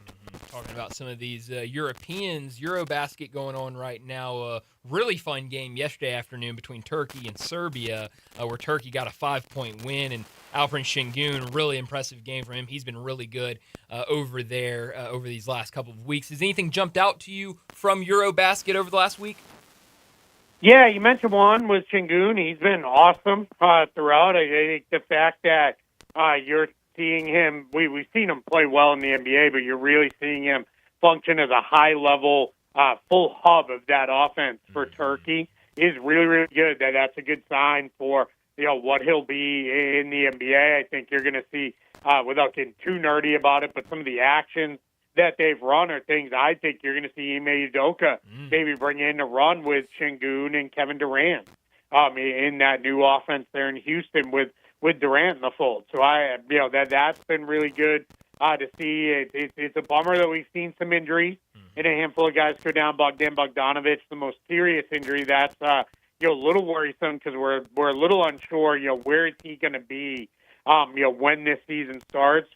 On the more positive side, Franz Wagner has played great for Germany so far. Dennis Schroeder's played really well for them as well. They're obviously one of the major medal favorites within this. I think Denny Avdiya's had a strong tournament for Israel as well. France has had some guys step up. Bilal Koulibaly, Zachary Risacher. It's a little bit of a different France team. They don't have Wembanyama and Gobert aren't there and playing. So, I think this has a chance to be, a pretty fun knockout round as we progress into that. Lauri Markkanen's looked awesome. The Finland team, it's kind of him and not much else. And then one other young player I'll throw out there, Hello Larson for Sweden. Yeah. He's clearly their best player, but he's played really, really well for them. I'm going to give you one more, too. Tomias Keita for Boston has really looked solid for Portugal and really done a nice job leading them into the knockout round for the first time ever. Yeah, no, it has been it's been a lot of fun to watch, and it's really good basketball to sit and watch. Last thing for you, Keith, before we let you go, talking about injuries, I saw the report. Jared McCain, it looks like he's on pace right now to make a return for camp. This is a guy that only played 23 games in his rookie season last year, but was probably in that span one of the best rookies to start the season, averaging 15.5 points per game, shooting nearly 40% from three. After missing so much time from his rookie season, what will that return look like, and what should the expectation be for him in year two? Yeah, I think how impressive he was should give us, really good hope that he'll come back in and be really good again this year. The big questions that I have is, what is that team going to be? Yeah. Are they going to really hand the reins to a young guard that much? Because if, now there's some question, when will Joel Embiid and Paul George be ready? But Tyrese Maxey's also there too. And that's one of the big questions is, how are we going to see, can Maxey and McCain play together?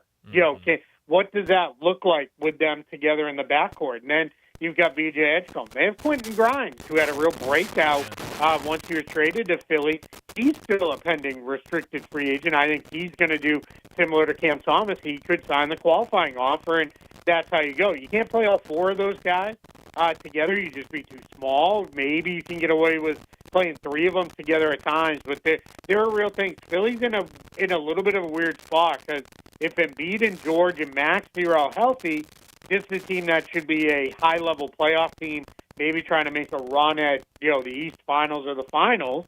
If you're in a spot where those guys aren't healthy, all right, you can give more minutes to these young guys like McCain and Edgecombe and even Maxey and kind of go. If they're all healthy and around, that's tough on Nick Nurse to find that balance between, all right, I'm going to develop my young players while also making sure my vets. But I'm very high on Jared McCain. I think he's a good, tough player. I'm just very curious to see what it looks like on a Philly team that is, should at least be starting the year with some real aspirations towards winning. Absolutely. Well, we're getting close to camp's opening and preseason basketball getting started. Keith, as always, thanks so much for joining us, and we'll talk to you again next week. I appreciate it. Thanks so much for having me. Thanks, Keith. Keith Smith joining us to talk the NBA, and a ton to talk about in the NBA. Even though it's still kind of the dead of off season, there is a lot of news out there as things starting to ramp back up as we get closer to the season. And man, I'm telling you, I've been locked in on this Eurobasket tournament. It's been awesome. I mean, European basketball is so much fun to watch. Oh, of course. Well, we see it in the NBA to a degree. Sure. All those Europeans coming over, that's fundamental basketball. Oh, yeah. There. And one of my favorite things, and you saw it yesterday in the Turkey-Serbia game, of the passing bigs, just how, like, the finesse of those bigs. You had Nikola Jokic and Alperen Şengün. The way that they're able to pass, the way they're able to create space in the post. I mean, it is really fun watching both those guys. And so no, it's been a fun tournament. The knockout round about to get started. If you need to itch that get a little basketball itch in your life. Or what is it? Itch that scratch? Is that Scratch that itch. Scratch that itch, whatever it is. Itch that scratch. Yeah, one of the two. I don't know if that's it. No, I don't think know so. if that- But what do you make of the All-Star format, or the new one that they're adopting? it's weird because, like, I think with hockey we saw it work so well. Yeah. But the problem with that is that hockey is and basketball is very much a world game.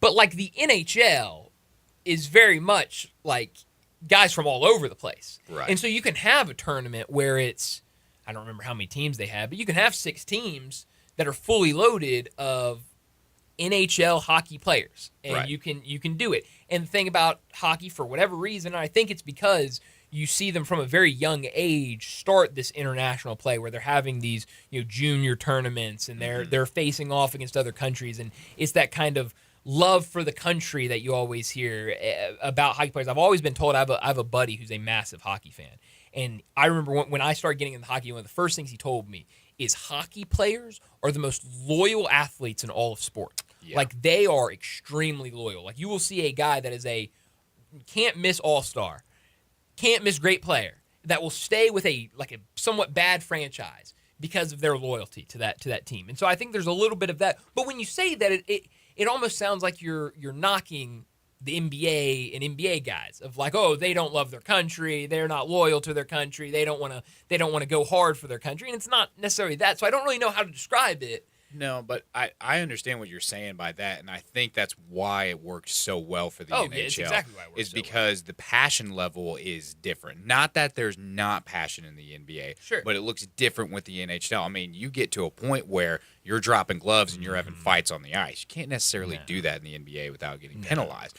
I just think there's a different level to the passion that we see, and like you just pointed out, the loyalty that they have, whereas you're looking at all these professional teams in the NFL and the NBA where people are getting traded left and right. So loyalty is really hard to come by. Yeah. So I think that's where you kind of see why it works so well for NHL is because, one, especially anytime you open up a game with USA and Canada and there's 4 fights right off the get-go. It's entertaining. Another thing that I do think is noteworthy about this, and it's something I forgot to mention just a second ago when we were talking about, this next Winter Olympics is going to be the first Olympics in a while that NHL players have been able to participate in, because usually the Olympics is going on right at the same time as the NHL season. And so for a lot of those guys, like, they've not been able to represent their country at that type of level. Yeah. And so for them to go out there and do that meant a lot. NBA, we have the Olympics. Every 4 years, these guys are playing it. And then every 2 years, we have some sort of FIBA tournament where, FIBA World Cup or whatever it's called, where these guys are representing their country or have the opportunity to represent their country. So I don't think it's as big for them. And I don't know, outside of, like, the Olympics, if the NHL will ever be able to get that sort of magic again that they had last year for the Four Nations face-off. Because I'll be honest, going into it, I was like, I don't know if this is going to work. And then I'm getting text messages and calls from friends that would never watch a NHL game. Never watch a second. Would never watch a second of it. And they're like, I am locked in. I've been stuck in my seat for the last 2 hours watching this USA hockey game. It's unbelievable. But that's the thing, too, that was so great about it is you talk to anybody about it. Anybody who's remotely knows about sports. People are locked into it. And they knew about it. Yeah. They were like, oh, special. we saw the Four Nations hockey thing. We thought it was cool. It was a great matchups, great games, all that kind of stuff. So, even just talking with Keith, you just had to mention that it was the USA versus the world, and it's, that's the thing that hockey did this year. So I thought it was a huge success, but I'm kind of with Keith. I don't know if that's going to translate as well for I don't think so. NBA All-Star. But plus, when it comes to the All-Star games, there's not a lot of sports who can do it well anymore, because I think there's just a loss of passion to want to really ball out on those kind of things. And another thing, last thing, and then we got to get to a break. It's something that I think has been confused, but that was not the All-Star game for the NHL last year. They replaced the All-Star game with the Four Nations which was a genius move. They didn't have an all-star game. They said, we're going to put together I think teams. is what we need. Exactly. And so, with NBA saying, we're going to make this our all-star game, like Keith was saying, now you're trying to identify, okay, we have to have enough all-stars that have been great players that have become all-stars to break up into different teams. And it's not the same because everyone's looking at, okay, well, NHL was able to do it last year, but that's not what the NHL did. They took a break and put on the Four Nations face-off where all these teams got together. All those teams were not all-star caliber players. They were just players out there. So I don't know. I don't know how it will work, but I guess we'll see how it plays out next year. But we are late for a break, so we need to go ahead and grab that. When we return, we're going to give you a Ole Miss and Kentucky preview. We'll do that next on Sports Time. You have opinions? I think it's over. Of course you do. I don't think it's that simple. Everyone does. I got all the answers. Hit us up on the Sissy's Log Cabin listener line at 360-8255. If you're lucky, the next time you visit Bell Tavern, Memphis's perfect downtown neighborhood bar, Harold will be behind the bar. You've probably been served by Harold at one time or another. He's a Memphis legend. Harold is the kind of bartender every bartender wants to be. He's been everywhere, seen everything, and done just about anything you can think of, and he has a story about everyone. Now, he's not going to force you to sit through stories if you want to just chat with your friends or be quiet by yourself. But if you engage with Harold at Bell Tavern, you won't regret it. If you want a cocktail and a tall tale, go to Bell Tavern.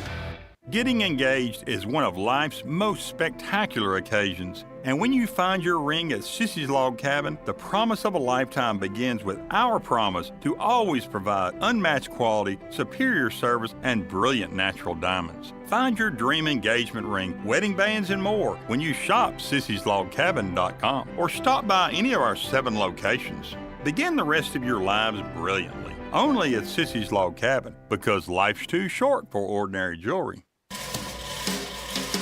Does your system sound like this? Hi, this is Lauren Choate from Choate's Air Conditioning, Heating, Plumbing, and Electrical. If your HVAC system is over 10 years old, then it's probably out of warranty. Don't wait for it to break down and cost you expensive repairs, but be proactive with this incredible deal from Choate's. Right now, for a limited time, for the first 50 customers, we're giving a free 10-year labor warranty plus $1,000 off a brand new Carrier system install. That's peace of mind and big savings. And that's not all. Thinking about a backup Generac generator or maybe endless hot water with a Rinnai tankless system? You'll also get $1,000 off plus a free 10-year labor warranty on those too.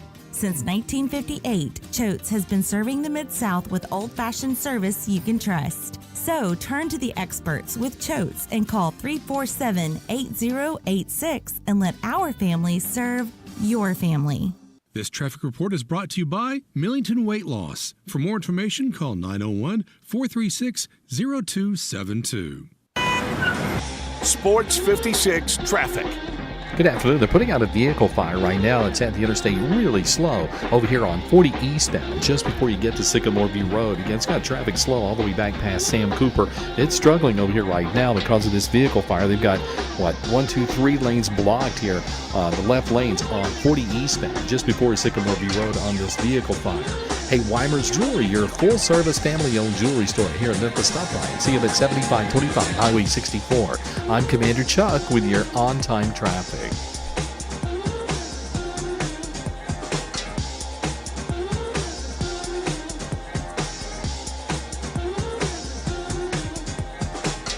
Now back to Sports Time on Sports 56 and 98.5 FM. This hour brought to you by Landers Ford in Collierville. Here once again are Brett Norsworthy and Bryant Dacus. This hour, we're so proud to have them with us. They've been with us for so much through all the years, but to have them as the sponsor of this hour, that's Landers Ford in Collierville. They're the number one Ford dealership in the Mid-South. They can chant, "We're number one," because they are. Landers Ford, your trusted destination, a vehicle that fits any lifestyle, seamless shopping experience, from vehicle choice to financing and service. And right now, plenty of those vehicles left over that were used for the FedEx St. Jude Championship. They were so proud to be a part of. Again, you can get those deals, end-of-the-month deals, this weekend. A good time to go shop at Landers Ford in Collierville. For all the different Fords you want, from the Ford Escape to the rugged F-150 to the adventurous Bronco, every vehicle built Ford tough. The Ford F-150, America's best-selling truck. transparency, professionalism, and long-term support at Landers Ford. They cater to you, the most important person, the customer. Oil changes, tires rotated. Go online and schedule when it suits you the best. It'll be done quickly to meet your schedule. Landers Ford, active in the community in Collierville at 2082 West Poplar Avenue, or online at LandersFordMemphis.com. If it doesn't say Landers, you paid too much. Welcome back into Sports Time. Bryant and Landon with you, and we got to talk some Ole Miss football as they get ready to take on Kentucky this week in a little Ole Miss Kentucky preview. It's brought to you, all these Ole Miss previews brought to you by East Memphis Ace Hardware. We got to talk about this matchup, and it's a big one for Ole Miss. I think all Ole Miss fans remember that game last year. Kentucky goes down to Oxford and walks away with a win. But when you look at this game right now, the line, Ole Miss, a 8.5-point favorite, the total at 50.5 in this game. And you look at what both of these teams did in week one. Ole Miss with a win over Georgia State. We've talked about it a lot. 63-7 win over the Panthers. On the other side, Kentucky, a 24-16 win over Toledo. A lot of people were talking about that Toledo game being a game to watch, a little upset game for Kentucky, and I know a lot of people very high on Toledo going into the season. But when you look at Kentucky as a team, Zach Calzada, he was the starting quarterback. He threw for 85 yards and 1 interception, 10 for 23. But it was mainly the run game that Kentucky handled with the day.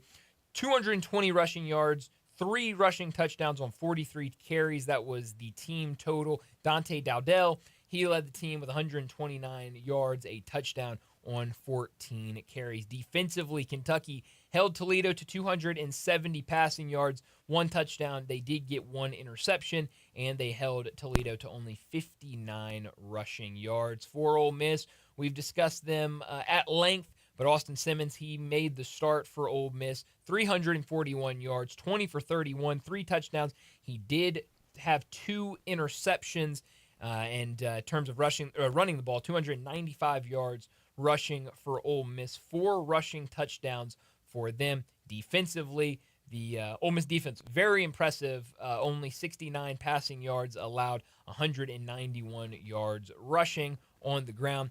So I ask you, when you look at this matchup, Landon, what jumps out to you about Ole Miss and Kentucky? Well, I like I've mentioned it before. I really like Ole Miss's Austin Simmons at quarterback. I think in their last year's game where Jackson Dart went down, I believe it was against Georgia, where he went down and Austin Simmons had to come in and led that touchdown drive. I really think that's what really propelled them to winning that game, was that key drive. And Austin Simmons clearly not missing a step coming into this year and performing the way he did. Granted, it was against lesser competition, but still, you love to see people like that come out and perform the way that they did. I mean, you look at last year's game, and these guys were basically even all the way through, and it just came down to little tiny mistakes on Ole Miss's side that Kentucky honestly capitalized on. I mean, you look at the stats from last year, about the same amount of passing yards. Both quarterbacks had a passing touchdown. Rushing yards were about the same. Receiving yards were about the same. Even the defenses performed the same. So, and I think that's kind of what threw Ole Miss off their rocker, was how close this game was. I don't think anybody was expecting really Kentucky to come in and really put up a fight like they did against Ole Miss. But it came down to the wire with 2 minutes left, getting that rushing touchdown for Kentucky, and then a missed field goal at the end of that game definitely leaves a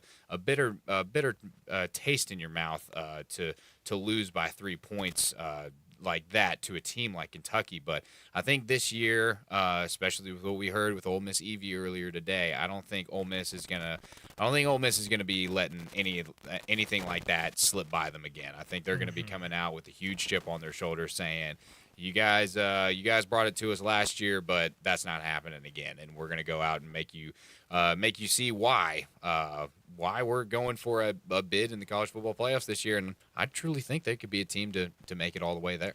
Yeah, it's a good point that you bring up about last year's game, because you look at this, it was a defensive battle. It was we talked about a lot how good Kentucky's defensive line looked after that Ole Miss game.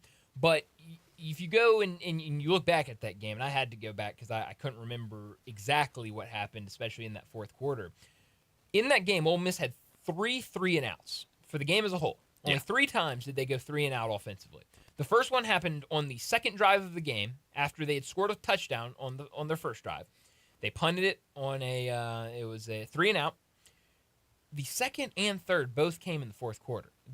Ole Miss's first possession in the first quarter, it was a 8-play drive that lasted 1 minute and 30 seconds that resulted in a punt, and then their very next possession was an 8-yard drive that lasted 1 minute and 52 seconds where they punted. So 2 possessions, 8 yards, 3-and-out, punt it back to Kentucky. So you kept giving them these opportunities to go and score and take a lead and get back in this game or stay in this game. And then you had a big drive late in the game that resulted in a missed field goal for Ole Miss. A missed field goal that a lot of Ole Miss fans remember. But I think that defensive line is certainly going to look a little bit different for Kentucky. And I think after seeing that last year, like we said, whether it was intentional or not, Lane Kiffin saying, hey, when we were preparing for them in the offseason, I wouldn't put it past them. I don't think that's the craziest thing to say.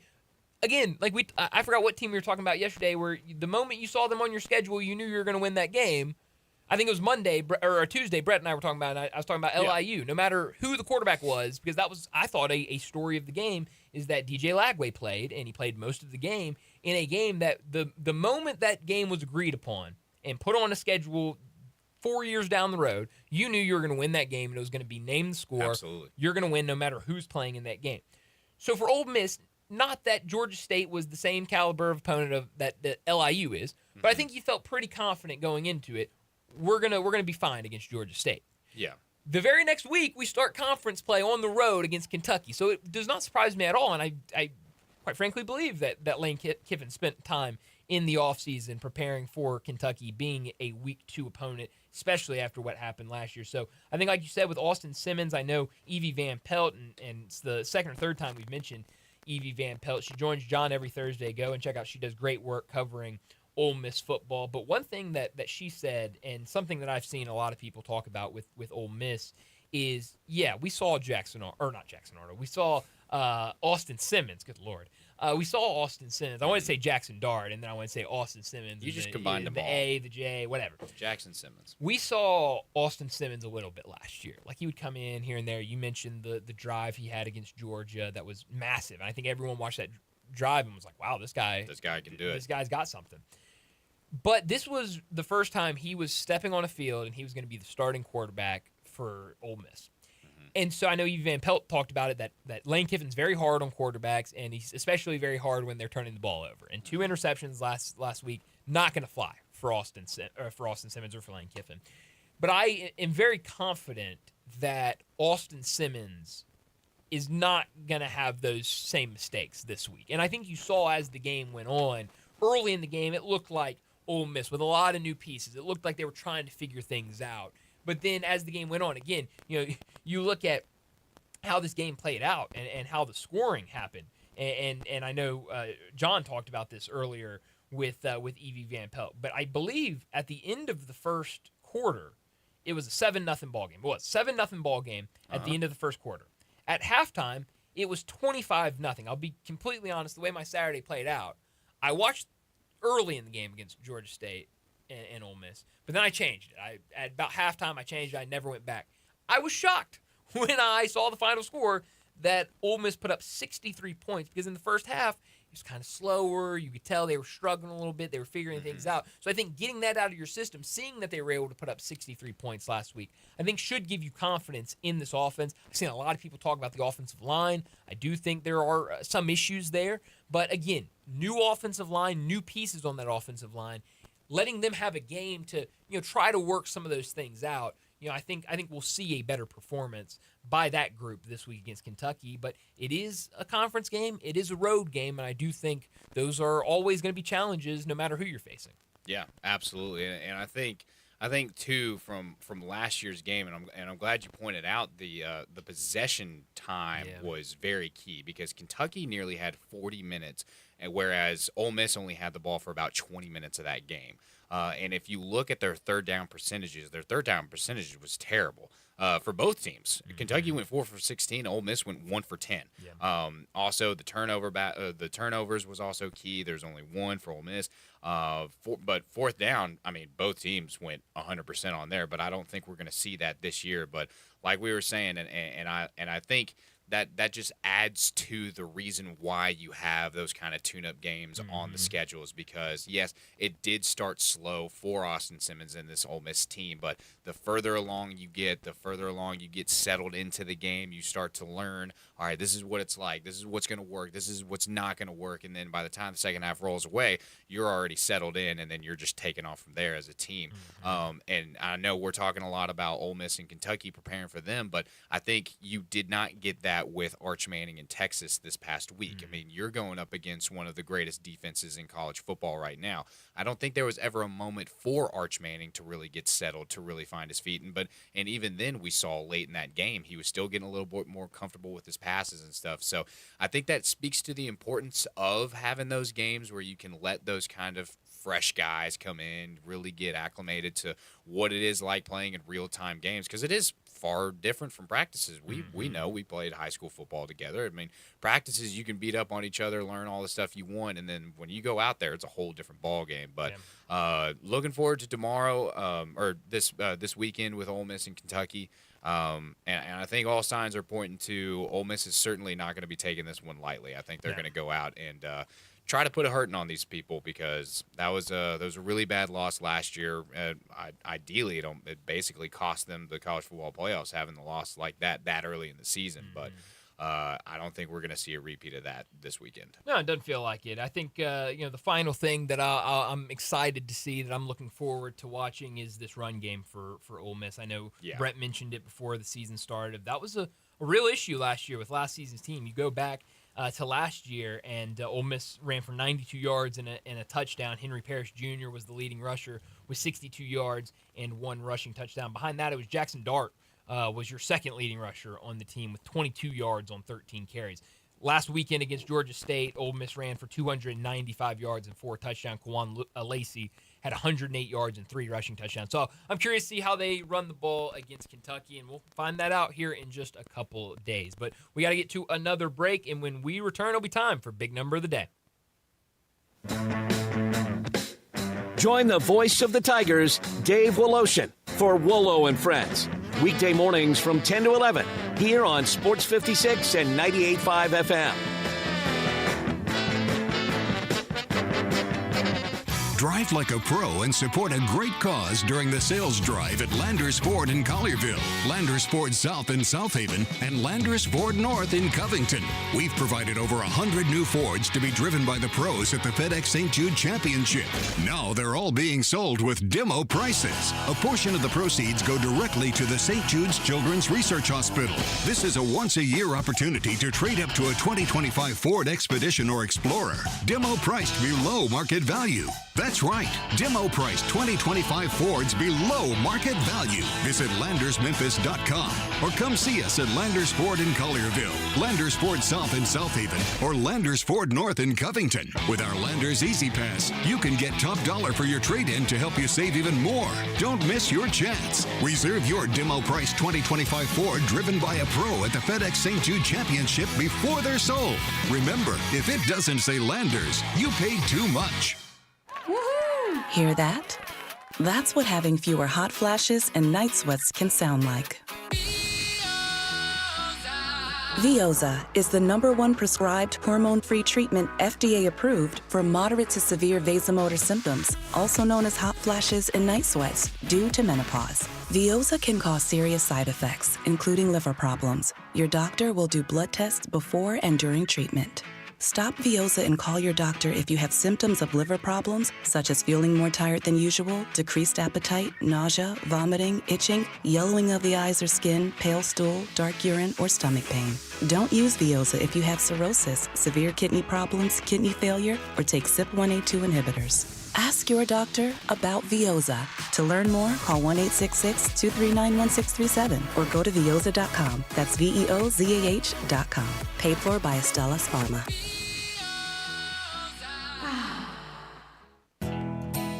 Nestled in the heart of East Memphis, located corner of Park and Cherry, is a beautiful residential neighborhood. I'm here at Town Village Audubon Park interviewing a new resident, Carolyn. Share with us why you chose Town Village. Well, if your parents or special friends need to make that big move, let me share with you my experience. It was tough for me to leave home, but then I discovered Town Village. I would like to highly recommend Town Village to you and your loved ones. After looking at all the amenities and meeting all the people and staff, I was hooked. From restaurant, bistro, 3 meals per day, housekeeping, transportation, security, health care, physical therapy, exercise room, and even a heated pool and spa. Come see us and make your new home at Town Village. Visit us and call Daniel at Town Village Audubon Park at 901-374-7342. There's no place like home, Town Village. Now back to Sports Time on Sports 56 and 98.5 FM. This hour brought to you by Landers Ford in Collierville. Here once again are Brett Norsworthy and Bryant Dacus.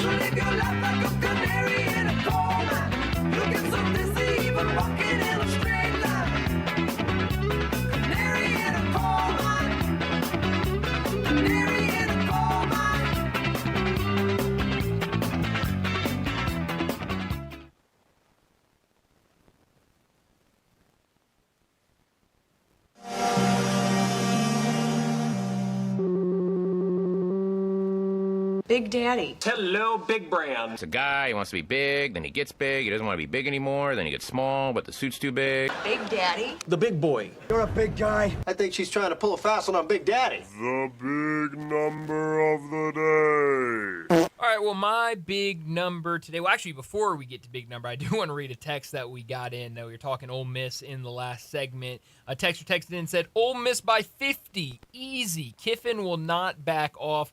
They will cover the over. You know, honestly, like I would not put it past Lane Kiffin after how last year played out that he goes out there and just wants to crush Kentucky. And you said that in the last segment. Oh yeah. He's not gonna back off. He's not like I fully believe that there's gonna be no stop sign at all for this offense. If they get cooking early, it could be a long afternoon for Kentucky. But my big number today, let's go with the number, I have a couple that I could choose from, but I will go with the number 1976. Then that is a baseball big number. I just want to throw some baseball in there. I know we've been a lot of football today, but I will throw some baseball in here. The Brewers lead the National League in wins, hits, runs, and stolen bases this season. So a lot of different categories. Wins, hits, runs, and stolen bases. 4 different categories the Brewers lead the NL in this season. The last team to finish the season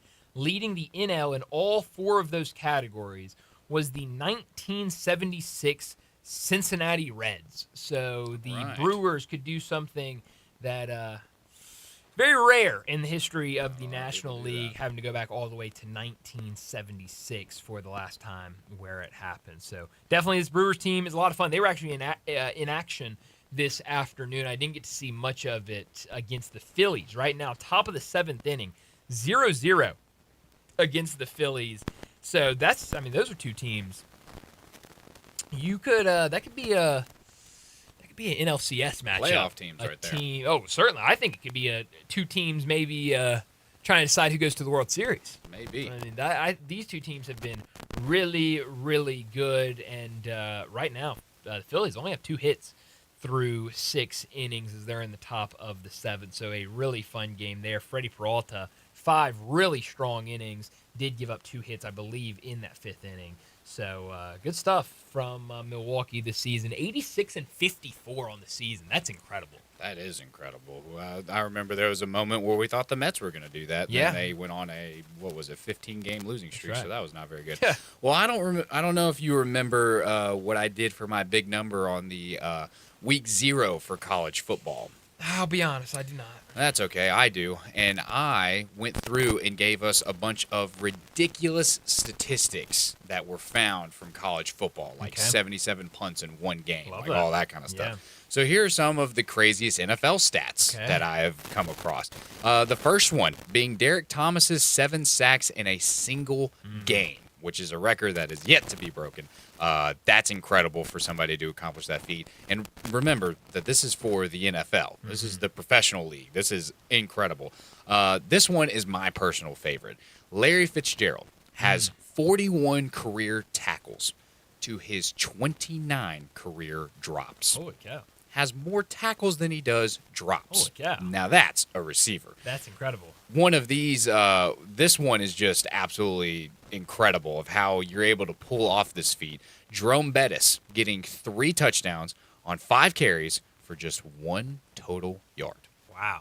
I mean, holy cow. Hammer the rock right into the end zone. I mean, that's absolutely incredible.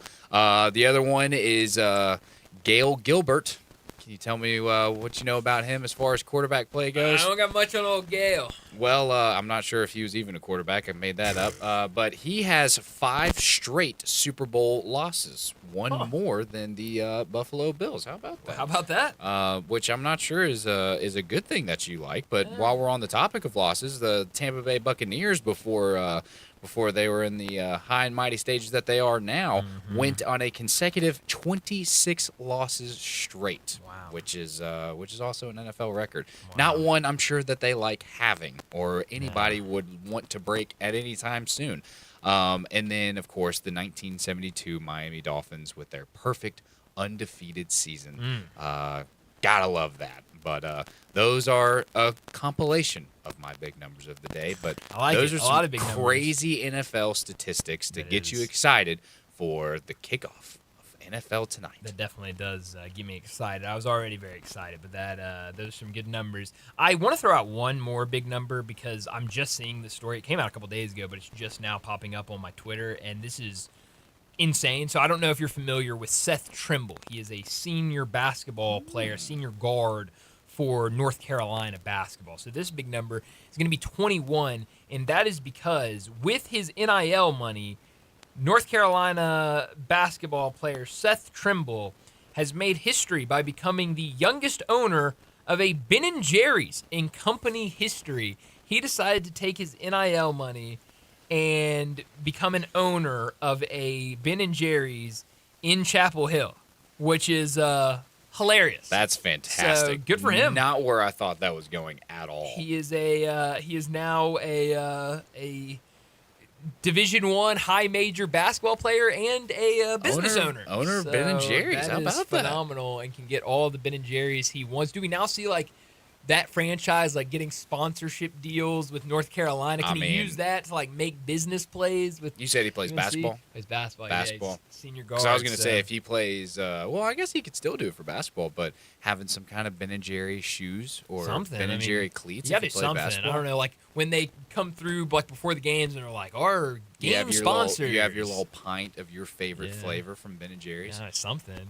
They do that. Oh yeah. I think my favorite one's the Fallon one, Jimmy Fallon's. Yeah, I like the half bake. I think that's what it's called. I haven't had them in a long time. It's like cookie dough and Oreo in there or something like that. It's pretty good. Can't go wrong with that. Ben & Jerry's is great. But we need to wrap up this hour and get to another break. When we return, we're talking all things Tigers and a lot to get to. Got to talk Tiger football, talk a little Tiger basketball. Greg Gaston, he joins us next to talk Tigers.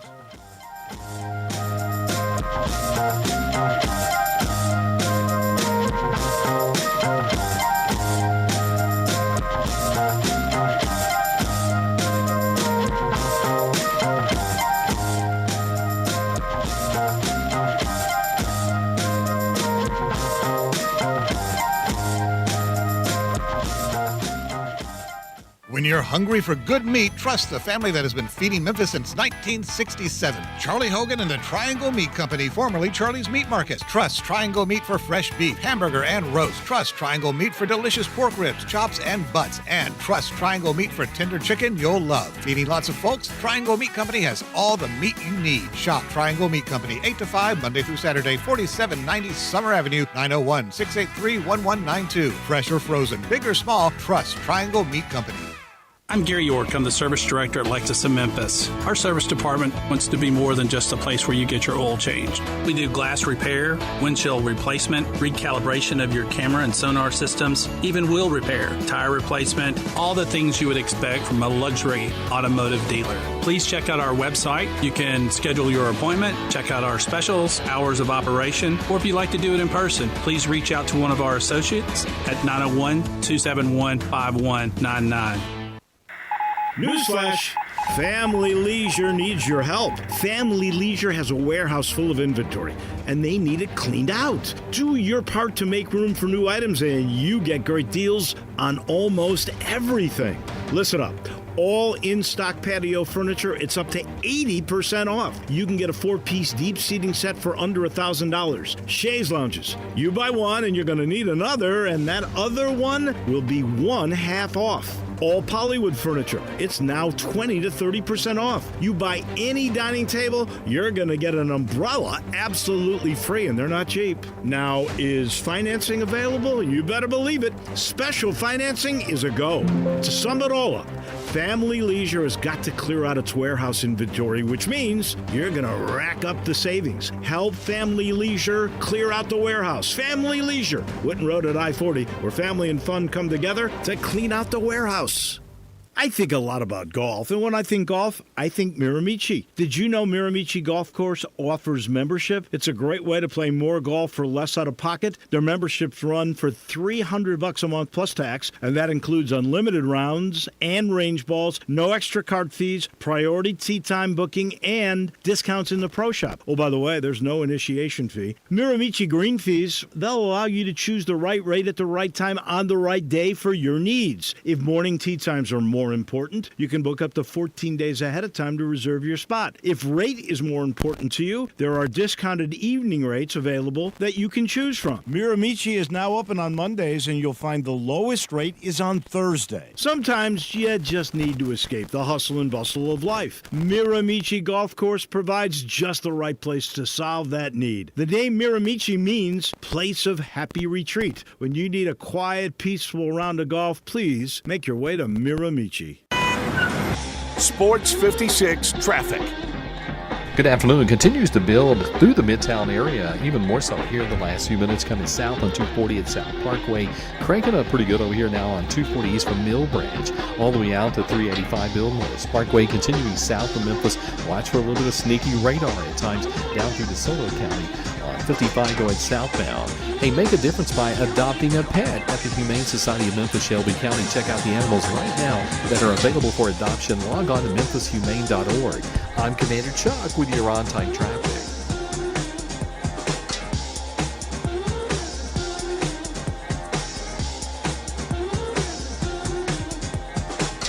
We are Sports 56, WHBQ Memphis, and W253DF Memphis with Greg Gaston and Eli Savoy. Weekday mornings from 7 to 10.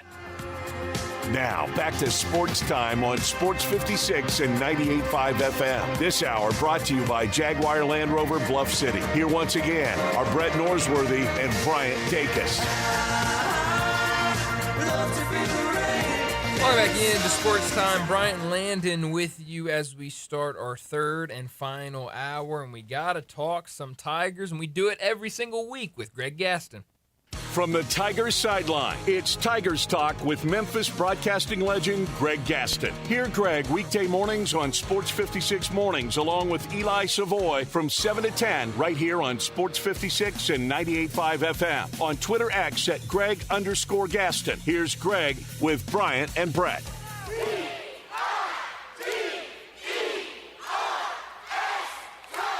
Greg Gaston joins us now to talk some Tigers. And Greg, a lot that we have to get to. Thanks for joining us. But let's start with Memphis and their win over Chattanooga Saturday afternoon. What were your big takeaways from the performance from the Tigers?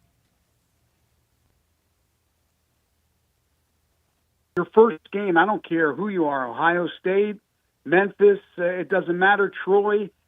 The possibilities of mistakes are usually high when you're coming right out of camp and you're playing that first game. There's going to usually be some pre-snap penalties, maybe even some post-snap penalties. Memphis really stayed away from that. It was a pretty clean game as far as that's concerned.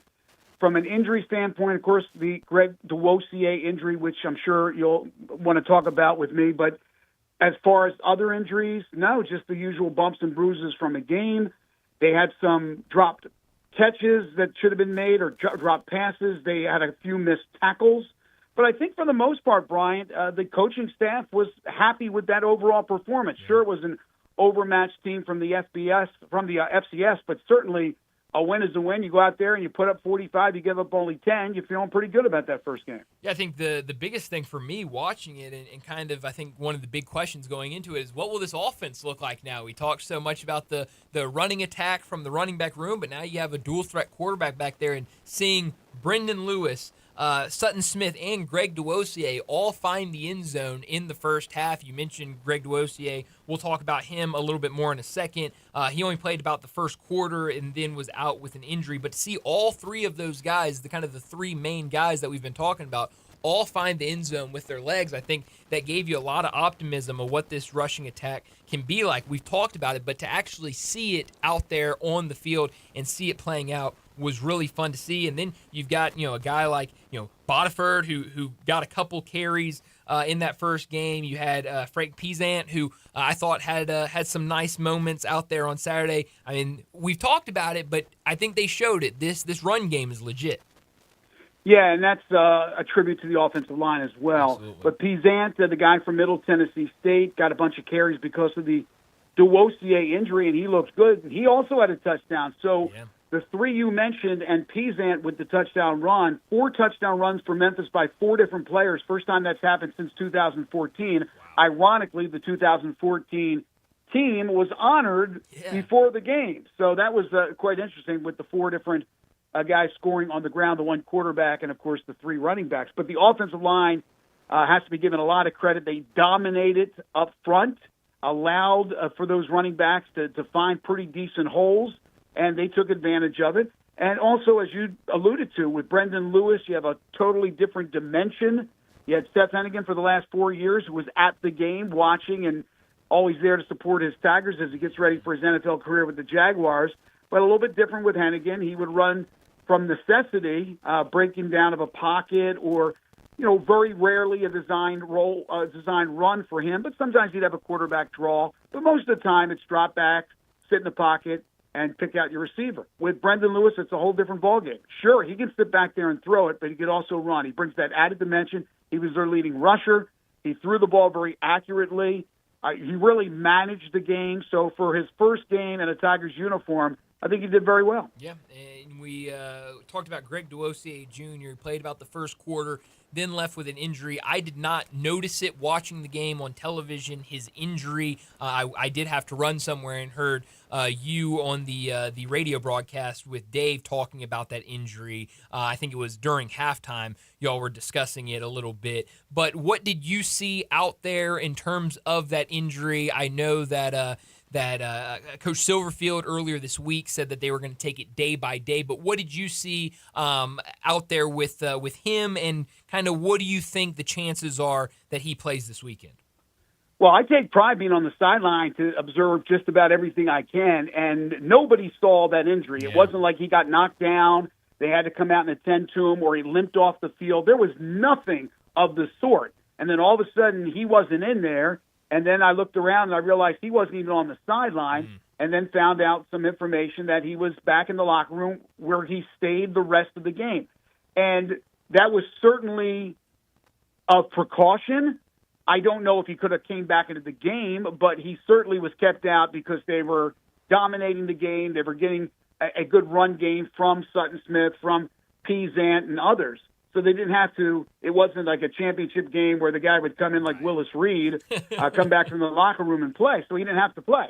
But it was very secretive. It was very strange, Brian. I'm telling you, normally you see an injury, nobody saw that. Not me, not nobody, and not nobody else that I can recall. Even some of the guys that covered the team from the papers, from the Daily Memphian, and from the Commercial Appeal, they were wondering like what's going on, because they were tweeting that out, and they were wondering where he went to. So it wasn't one of those obvious injuries where the guy was attended to or limped off the field. Now, his status is day-to-day, which is good. He is not going to be out for the year or anything like that. It's a lower leg injury. He could play this weekend. We had our coaches' meetings, and I can't divulge that kind of information, but he could play.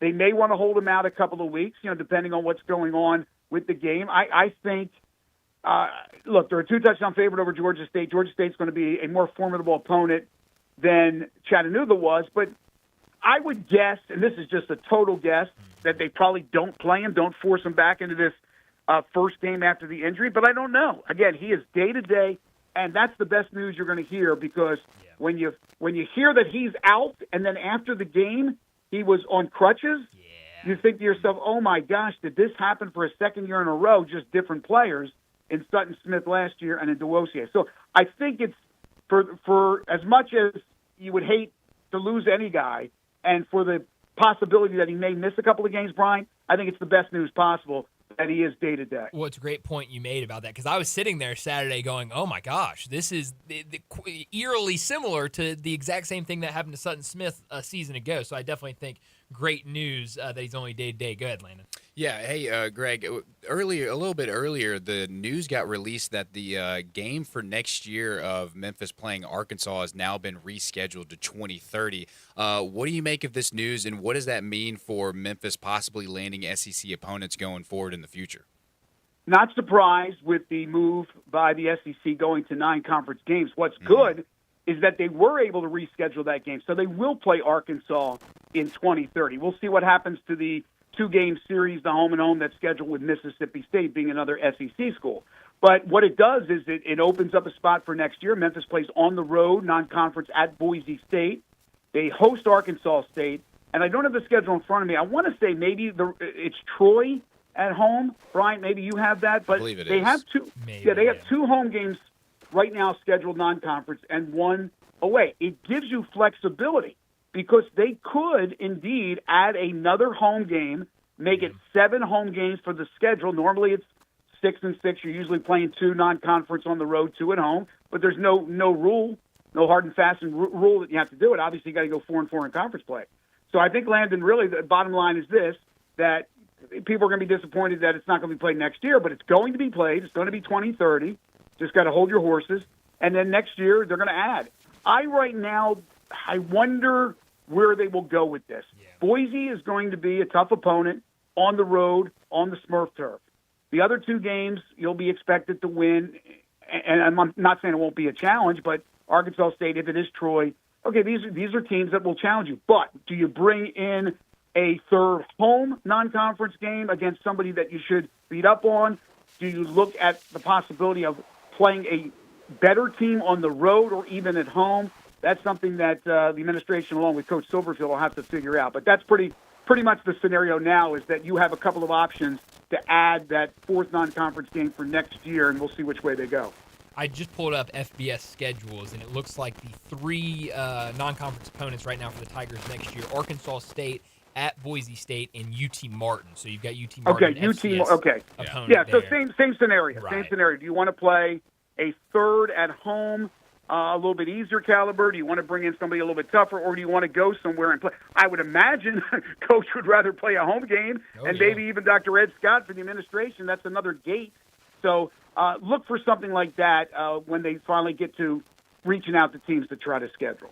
Yeah, speaking of that, and when it comes to scheduling, knowing that when it comes to the college football playoffs and how they're going to be focusing more on strength of schedule and how strong your opponents were throughout the season, do you think that's something that Memphis, wanting to get that 12 seed, wanting to get that spot, would want to schedule maybe tougher opponents to add to building their stronger resume throughout the season? Or would we like to have those teams where it's, guaranteed win and it looks better on the stat sheet at the end of the year? I think it's twofold. I think you absolutely want to strengthen your schedule for those reasons that you just mentioned. The other one is for home attendance.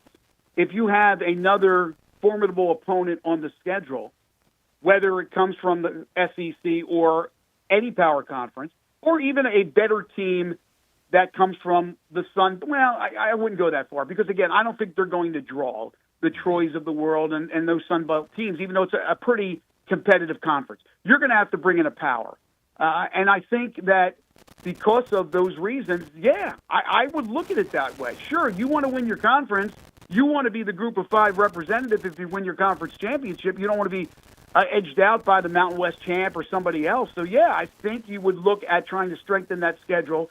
You don't want to overload it. You certainly don't want to have a year where you have 3 really formidable non-conference foes. But I think 2 is not asking too much. Plus, it gives the fans a better home schedule for them to want to come out and see Tigers football at Simmons Bank Liberty Stadium. Definitely. To put a wrap on the game against Chattanooga defensively, what did you think about the defense? I loved after we talked about Jalen Bell last week. He got a sack early in that game. It was fun to watch on the defensive line. What did you make of the team defensively? I thought they played really well. I thought they got a little worn down on the defensive line early in that third quarter when Chattanooga started to run the ball a little bit better. And Coach Hankins talked to us about that today at our meetings. But overall, I think all the guys graded out pretty well. The secondary was very, very active. Anytime you can get a pick six, that's huge. They got another interception. And these are all new names for the most part, with the exception of one, William Whitlow, who had the big blocked field goal. So special teams, defense, very, very strong. Offense was strong as well. But it will be more of a challenge because, first of all, even though Georgia State got blasted at Ole Miss, this is a team that has now T.J. Finley in the fold, a very talented, troubled a bit quarterback who has bounced around at a lot of different schools. They expect him to play. T.J. Finley could be one of 4 quarterbacks that play in this game. They could use 4 quarterbacks. Again, they have a kid who is waiting in the wings as a 4th stringer by the name of T.J. Hattler, who is fast as lightning. They got Cam Brown, who is more of the dual threat. They have the starting quarterback, whose pronunciation is, I'll try to find that for you because it's very confusing, but he is the guy who is the starter last week at Ole Miss. His name is Vayer. Vayer is a pocket passer. So you could see at times the possibility of 4 different quarterbacks, which means it's much more of a challenge for the Tigers defense to prepare for that. Plus, they got some pretty good running backs who actually had some good yards per carry averages against Ole Miss, including Rashad Amos, who was with Memphis in spring camp. He was with the Tigers. He was a part of the Tigers and then decided to transfer in the late portal when he knew the writing was on the wall and maybe not getting the playing time that he wanted. He's a guy who will absolutely be in the fold for Georgia State. Yeah, definitely will. Leading rusher against Ole Miss last week, so you'll definitely see a lot of him. We're talking Tigers with Greg Gaston. It's brought to you every single week by Tag Truck Center and the Mercedes-Benz Van Center in Memphis. Mercedes-Benz Van Center in Memphis has serious vans for serious work. Located at 4430 American Way in Memphis, it's the Mid-South source for cargo, passenger, crew vans, and custom chassis. Need a van or a full fleet, new or used? Well, they've got it with fleet solutions and custom upfits. Certified techs keep you moving with fast maintenance, repairs, and a large parts inventory. Mercedes-Benz Van Center is your Sprinter van headquarters. Give them a call, 901-237-9302, or visit them online at sprintervans.com. Mercedes-Benz Van Center Memphis, part of the Tag Truck Center family, driven to keep you on the road. Well, switching gears a little bit, Greg, to the basketball side of things, we finally got the official announcement of the exhibition game between the Tigers and Arkansas. It will be the second annual Hoops for St. Jude event. It will be October 27th, only 3 days before Memphis will travel to Atlanta to take on Auburn in their second and final exhibition game. What did you make of finally getting that announcement that John Calipari will be back inside FedEx Forum? Yeah, it was only a matter of time before they officially announced that, and better sooner than later, because you want to get that word officially out there and start to sell tickets. Tickets will go on sale on Tuesday. We obviously know the beneficiary will be St. Jude Children's Research Hospital. But that was a known game. We knew it was going to be Arkansas and Memphis. It was just a matter of time. We did not know the Memphis women's opponent. It ends up being Vanderbilt after a couple of teams turned down the opportunity, turned down the offer. But it's going to be fantastic. It's year 2. Last year, the announcement came so late, and you had the Memphis-North Carolina game. And wasn't really well attended, not like you would want, especially when you're raising money for St. Jude. But again, it was a kind of a last-minute thing. Now we know what the game plan is and what they're going to do every year. Whether it becomes a regular season event, an early regular season event in the schedule, whether it continues to be an exhibition, whether there's going to be more men's teams that are invited. We don't know any of that yet. They're working on that. I can tell you that Alsac is definitely looking into all possibilities. But as far as this is concerned, John Calipari returns. Oh, yeah. And for me to catch up with Cal at the press conference was fantastic. It has been a long time. As you know, I was with the Tigers for the entire time that John was here, traveling with them, doing games on the road, doing Cal's coaches shows, and I felt like I was pretty close to Cal and his staff. And obviously, he leaves for Kentucky, and I stay here, and we drift our own ways. But he's one of the best coaches out there. People know that. I hate that people still hold grudges, but they do. People have to realize that if you were in that position, I think you would do the same thing. You would leave for the dream job of Kentucky. You would take the players that you recruited with you. It would have been asinine on his part to leave Boogie Cousins and John Wall and Eric Bledsoe and all those guys to here. You just keep them. Josh Pastor, you're taking over. You have them. No, he's going to bring them. People still have a problem with that all these years later. I hope that people get out there and they have a great time and they support everybody and they cheer for Cal and they cheer for Penny and they cheer for all those alums that will return. A bunch of former Tigers that have played over the years for John Calipari. There were many that were there at the presser. There will be many more that will be there at the game. And then, of course, the Memphis women and Vanderbilt. That'll be fun. Get out there, support St. Jude. It just makes sense. Buy a ticket. I think you will be very, very excited to help out that great cause, but also to watch a couple of fun games of basketball coming up in October.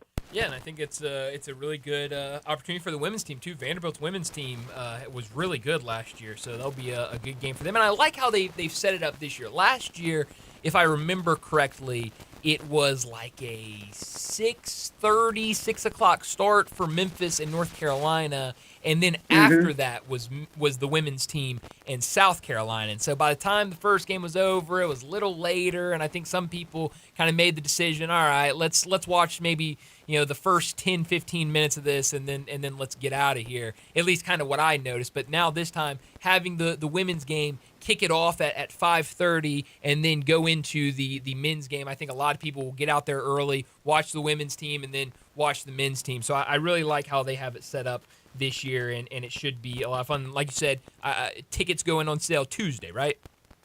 Tuesday, absolutely. And I agree with you, Brian. 5:30. Look, if you're still finishing up work or maybe quick dinner and you're a little bit late for the women's game, so be it. But I think a lot of people will come out for it, like you said, and then they'll be there for the men's game. And even though it's a school night, a work night, I think, again, Arkansas being in town, they'll have a lot of Razorbacks fans that will make the trek. There's many that live here in Memphis. And, again, many Tigers fans who do not only support the program but want to see John Calipari. They will be there as well. Look, it's your prerogative if you want to boo. I hope he gets the rousing applause for what he meant to this program. I just think it's going to be a great, great night. I cannot wait. Yeah, I don't want to put bets on it, Greg. Maybe you will closer to the fact. But if my money's on a side, it's that it's going to be a lot of booze in FedEx Forum that night. Yeah, I know. I think you're right about that. I wouldn't bet that there would be all, but I'm just hoping that it will be because, again, what do you expect? That's right. I mean, the guy was here for a long, long time. He goes to his dream job of Kentucky, and he's going to take recruits with him. But what he did for Memphis to really put them back on the basketball map. They had been on the basketball map, obviously, with the Penny teams, with Kirk's teams, going back to the teams of the 70s. Yes, they had great teams, but they were lost, and Calipari helped resurrect it. Yeah, absolutely. It's going to be a ton of fun. Greg, as always, thanks so much for joining us, and we'll talk to you again next Thursday. Sounds great, guys. Take care. Thanks, Greg. Thanks, Greg. Greg Gaston joining us to talk Tigers, and a lot to get to with him with football and the basketball news about Arkansas and the exhibition game. You think it's going to be a lot of boos or a lot of cheers for John Calipari? I mean, unless they're just fans of John Calipari, I don't foresee a warm welcome. But I think it will be good though, because FedEx Forum will be lively. Yeah. I think that'll be a very very rowdy game. I think the fans are kind of a little bit more invested in this one than maybe all of our American opponents. So definitely. I think that's going to be exciting to have him back in the building and say, hey, we didn't forget. How about that? Yeah. To put it lightly. It'll be fun. Arkansas is going to have a good team this year, and they've got some fun players. So it'll be fun to see them in town. I know North Carolina last year was so much fun to watch, and they had a weird season up and down. They ended up making the tournament, but I think a lot of people thought they shouldn't have made the NCAA tournament. But they were fun to see them come in here. It'll be fun to see Arkansas, and certainly it'll be fun to get a look at the Tigers in what will be their first exhibition of the season. Well, we're going to get to a break here in a second, but before we do that, let me remind you about our 5 o'clock sponsors, Jaguar Land Rover Bluff City. Jaguar Bluff City has been the premier Jaguar dealership for the greater Memphis area since 1984, and their talented team is ready to help you find your next perfect vehicle at unbeatable rates. Swing by Jaguar Land Rover Bluff City today and check out the new 2025 models like the 2025 Range Rover Sport, the 2025 Range Rover Velar, and the 2025 Defender. Test drive the Range Rover Sport, where luxury meets performance. Perfect mix of style, performance, and versatility, with options ranging from 360 horsepower up to 635. It's also available as a plug-in hybrid electric vehicle with $7,500 federal tax credit when leased with approved credit. Take a look at the Range Rover Velar, powered by mild hybrid technology and enhanced with the latest well-being features and fully connected entertainment system. The Range Rover Velar is the ultimate luxury compact crossover. Purchase yours today and get special 4.4% for 72 months financing available with approved credit. Don't forget about the Defender, available in multiple models to fit your needs. The Defender is built for the modern explorer, and Jaguar Bluff City is offering special interest rates for 60 and 72 months on various models. Give them a call, 877-259-6169. Go online to JaguarBluffCity.com. But head out there, test drive these vehicles. 6335 Wheel Cove, just off of Quince for Bluff City Jaguar. Let's get to another break, and when we return, it'll be time for What's Trending. Start your day with Sports 56 Mornings with Greg Gaston and Eli Savoy. Weekday mornings from 7 to 10, right here on Sports 56 and 98.5 FM. You know, sometimes I wish I had a gun. Well, I'm armed, but before I bought one, I still went to Top Gun Academy to learn to protect myself without a gun. How is that possible? Top Gun's personal protection training. It's perfect if you want to protect yourself without firearms. I don't know. And it's perfect if you feel the need to carry a gun for self-defense, because the last thing you really want to do is shoot. That is scary. Not at Top Gun. It's very comfortable, and you learn to load, handle, and shoot a handgun safely. Protect yourself. Go to Top Gun Academy. They're at 2770 Winton Road. If you need glass replaced, there's only one name you need to know. Benswinger Glass, the largest full-service glass company in the U.S. They've been an industry leader for over 145 years. For all your residential, commercial, or auto glass needs, Benswinger Glass is the name you need to know. 24-hour emergency service for all commercial customers, plus a nationwide warranty on all professionally installed glass. Visit Benswinger Glass in Midtown at 340 South Hollywood, across from the Liberty Bowl. Visit benswingerglass.com. Benswinger Glass. Maria's Cantina in South Haven is not your average Tex-Mex joint because they're serving up Mexican with a twist. Maria's Scratch Kitchen is the most creative and diverse menu around. Beyond the traditional huge quesadillas, chimichangas, and fajitas, Maria serves up hand-rolled Latin egg rolls, Cajun and Creole items like catfish, gumbo, and boudin balls, as well as the best sandwiches and 8-ounce burgers in town. Wash it all down with a house margarita for only $5.50 and happy hour every day till 6. MariasCantina.com, 6717 Airways, Mexican with a twist. Sports 56 traffic. Good afternoon. A couple of wrecks in their cleanup stages out here as it starts to build with more volume through Midtown. Right on schedule, actually, on 240 South and South Parkway. As you come off 240 there onto 385 Billmore Parkway, that's finally starting to crank up again. As you continue out towards Collierville, it's also building with more volume on 240 eastbound here up by Poplar, working your way up to Walnut Grove. Hey, make a difference by adopting a pet at the Humane Society of Memphis Shelby County. Check out the animals right now that are available for adoption on their website. It's memphishumane.org. I'm Commander Chuck with your on-time traffic.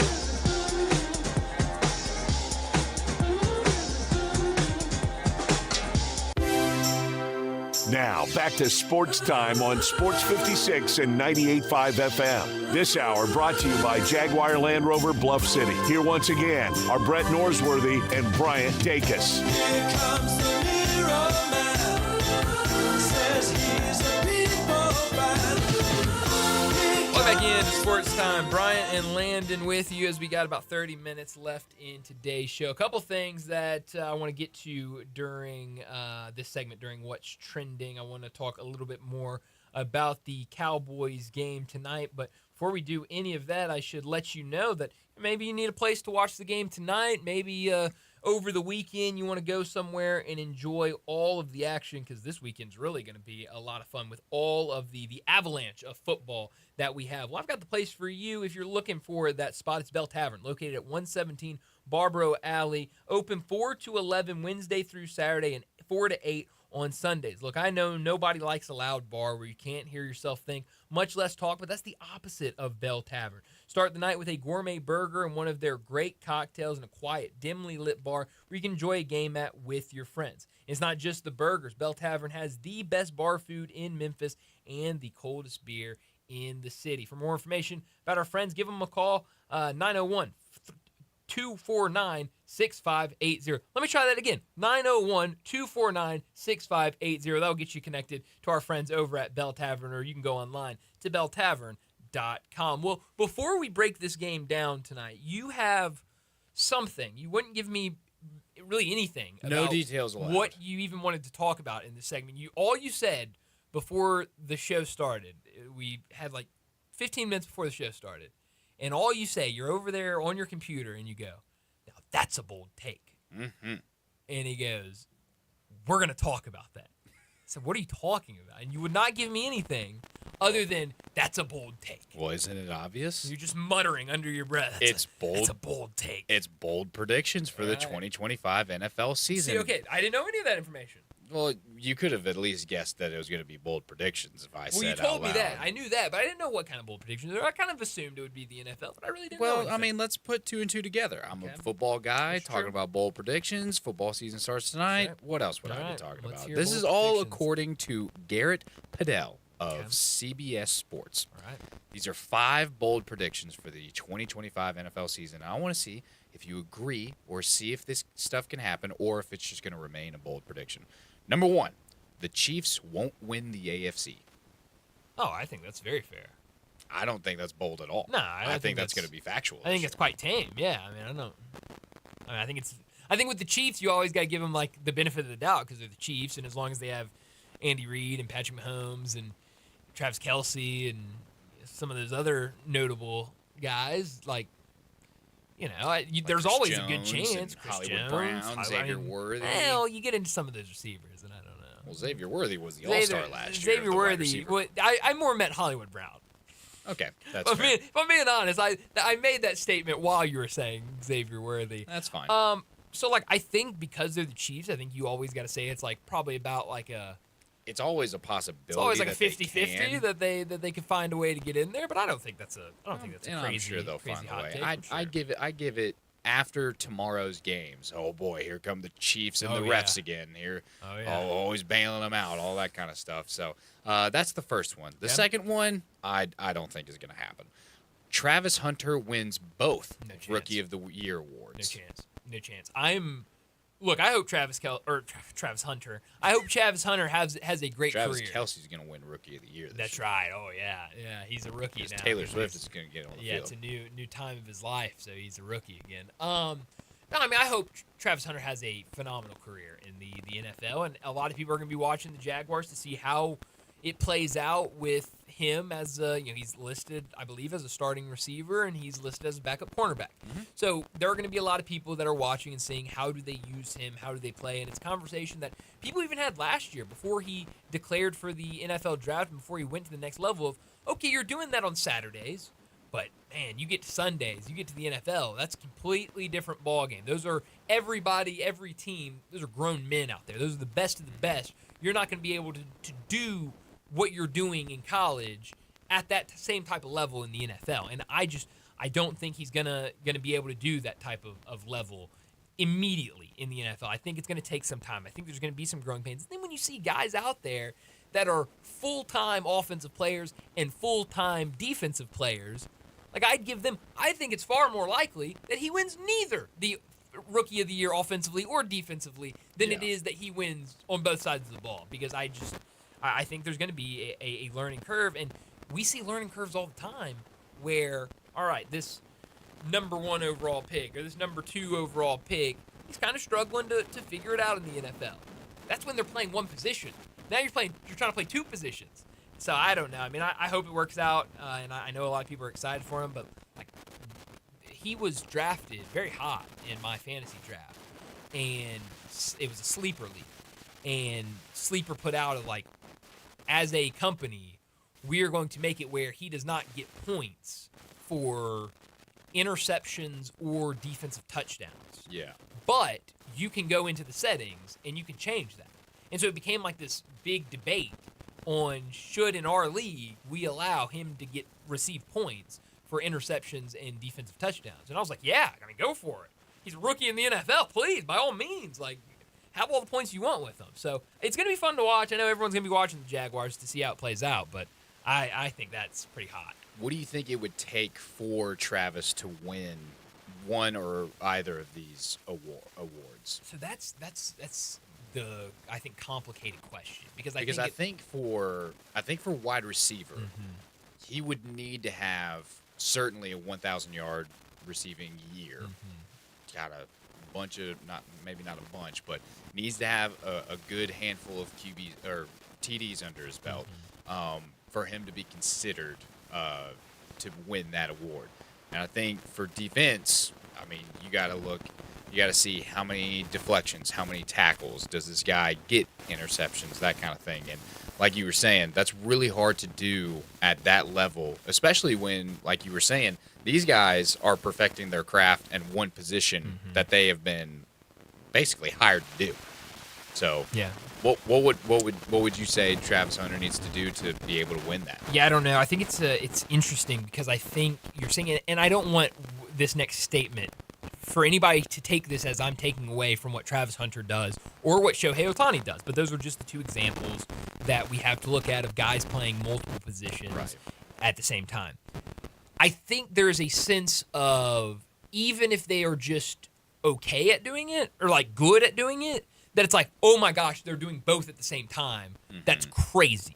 So I'm curious of how NFL voters or NFL award voters are going to vote on that, because I think he deserved the Heisman last year. He was one of the best players in the country. I definitely think there's a conversation about should he have won the Heisman over what Genty did at Boise State. Genty was incredible last year. There, I think, is an argument there. I know Brett has said that he voted for Ashton Genty. I think if I had a Heisman vote, I probably would have voted for Ashton Genty. But I do think there was something there where this guy is the best player for Colorado offensively. He's also the best player for them defensively. And so that's not going to be the same thing in the NFL. He's not going to be the best player offensively and defensively for the Jaguars. No. I think we can go ahead and say that. But league-wide for college, he wasn't the best at either. Sure, but I'm just saying for his team.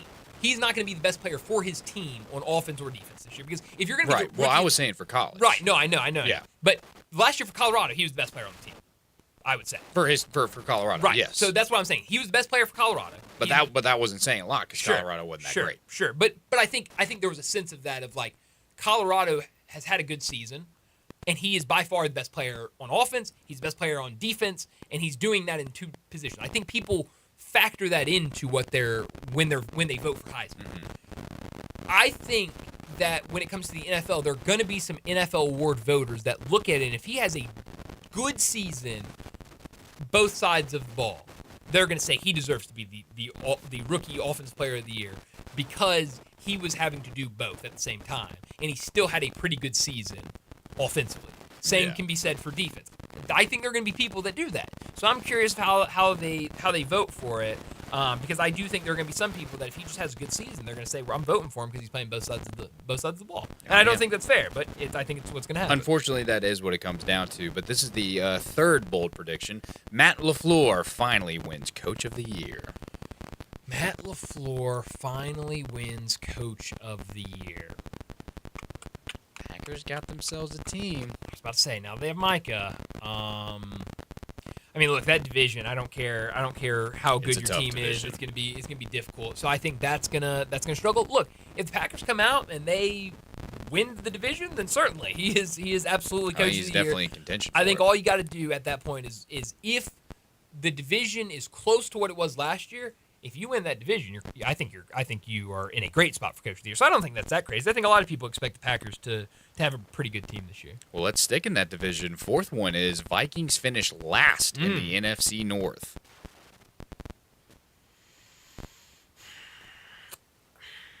I don't think it's crazy. I don't know if that's bold or not. I don't think it's crazy. I think that's an accurate depiction because I think if you look at how people are ranking the NFC North, certainly when Darian and I and John and I did it, we have the Vikings kind of finishing third or possibly fourth. It's between them and the Bears right now. I think it certainly starts with the Lions and the Packers. Certainly. And then I think you have a conversation between the Bears and the Vikings, and you look at the Vikings, and I think we've said that offense is really good for quarterbacks, but you've got a guy in J.J. McCarthy who was injured all season last year, so will technically be kind of playing his rookie season for the Vikings this year, but did have an opportunity to sit and watch and learn, so he should have a good handle on the offense. We really don't know how he's going to look coming out there. It starts with the quarterback, and then you look at the Bears and what they have coming in with Caleb Williams now a year under his belt and some of those offensive weapons that they have for him. I thought they had a really nice offseason, a really nice draft to bring guys to surround him with offensively.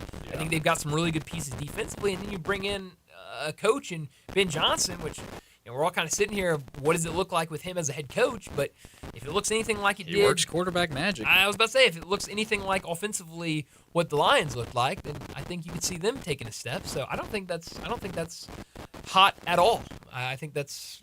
maybe a little warm, but... While they might be bold, I think all of these are attainable. Yes, I don't think they're that far outlandish. All right, this is the last one.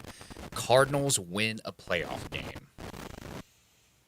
Man, I never know where I'm at with the Cardinals. I feel like they are permanently right now in this. Yeah. What is the Cardinals right now? Like, they're not great, but they're not bad. Because the NFL doesn't have this, but they are very much like I'll compare them to another bird team. Like, I think they're very similar to like the Atlanta Hawks. Like, for the past 4 or 5 seasons, the Atlanta Hawks have ever since the play-in started, I think they are one of the teams. There's 3 teams, I think, that have, ever since the play-in started, they have been in the play-in every single year, and I believe the Hawks are one of those teams. And so it's like if the NFL had a play-in, it feels like the Cardinals would be right there in the play-in. Like, they're a good team, not a great team, certainly not a bad team. You look at the Atlanta Hawks, and you're like, they've got some good pieces. Like, Trae Young's a great player. He's an all-star in the league. They've got some good pieces around him. I feel like that's kind of where I'm at with the Arizona Cardinals, and they're just kind of right there in the middle of the road. So I think out of all of these, that's one of the hotter takes. But I don't know if I can get behind that. I really don't. Cardinals are like Christopher O'Donnell, the perfect middleman. He's not tall. He's not short. He's not ugly, but not really a supermodel. Yeah. He's not a bad actor, but not a great actor. Yeah. I think that's fair. I think that is definitely fair. Yeah, those were good. I like those. I don't think they were as hot as not super bold, but definitely thinkers to be this could happen, but maybe it could. I think it was a good way to start the season. Now, quickly before we run out of time, tonight game 1, Cowboys and Eagles. What do you expect in Thursday Night Football tonight? I've heard both sides of the coin. I've heard this is going to be a blowout. I've heard this is going to be a tight game, but I think one thing is unanimous, and that's the Eagles win. I think it's going to turn the NFL upside down if the Cowboys do win tonight. I would not be surprised if they cover this point spread. I wouldn't be surprised if they keep it close. I think both teams have really good offenses. I think the Cowboys rely on how good is Dak going to play tonight. You've got the weapons around him. It's just a matter of how you're going to utilize them. I think the Eagles have a really good defense, and I think a lot of people are saying, well, Dory Jackson, old guy, he's been bouncing around. He's not going to do that well. Well, that's one spot that I can name on the Eagles defense that is their obvious gaping weakness. Everything else, I think they're going to be okay. You look on the offensive side of the ball. When you got Jalen Hurts, A.J. Brown, Devontae Smith, and Saquon Barkley in that backfield, plus a really good offensive line, it's going to be really hard to slow those guys down. So no matter what the outcome is, I think the outcome is going to be Eagles win. I think it's just a matter of how much. Can I give you some numbers for this game? I like numbers. I think these are gambling numbers, though, so I don't know how. I'm not as attracted to them anymore. So I saw this, and I don't know this account on X, Twitter, whatever you want to call it. Auburn Lover 101. No. That was hilarious. Invisible Insider. Their bio is the GOAT of sports betting. So, grain of salt, I guess. How about that? I got to trust them if they're the GOAT of it. But at least according to him, Sean Smith is the head official for tonight's game. That's not, that's fact. So, we know that. Okay. I don't know about these numbers, so I'm just telling you the numbers that he has. I'm assuming they are true. It's got to be related to him officiating, When I'm guessing. he's officiating, visiting underdogs are 35-23. Okay. Visiting divisional dogs are 16-6. Dogs of 6.5 or more, 10-3. Now I don't know if that is. I'm assuming that's against the spread and not straight up. I would think so. I would assume that's against the spread, but all of those numbers point good to the Cowboys. Point in favor of the Cowboys. So But those numbers also show that there's sometimes that it doesn't come through. It's true. There are losses in there. That's true. So we'll see how it plays out tonight. I think a lot of questions, especially, we've all been talking about Mike Parsons and this defense for the Cowboys. Let's not forget about all the questions offensively for the Cowboys. Right now they don't really have a running back that is, established and everyone's excited about. You don't believe in Javonte Williams? Let's see it. He had a few power runs with the Broncos last year. Sure, but that's all you need. He's not an established that's all Zeke was running good back for. name. It's certainly towards the end of his career, that's all Zeke was good for. So we will see. We'll see what this team looks like. I am cautiously. I don't even know the word I am tonight. I'm gonna. Are wait you and see. cautiously optimistic? I was gonna say I'm cautiously optimistic, but I'm not really optimistic. I'll be honest. You're intrigued. Cautiously pessimistic? Is that a thing? I'm not. Can I make it a sure. thing? I don't know. I think that's kind of I want what to I start am the patent tonight. pending now. Yeah, I will. I'll get on that. But we got to get to a break here in a second. Before we do that, football's here. That means it is fall, and it's perfect time to head to Frontier Western Store. Family owned and operated since 1967, Frontier Western is your one-stop shop for the biggest brands in Western wear. Head down there and check out their world-famous boot showroom. Whether it's work boots or dress boots, Frontier has you covered for the entire family with plenty of in-stock proven classics like Ariat, Dan Post, and Durango. And that's just to name a few.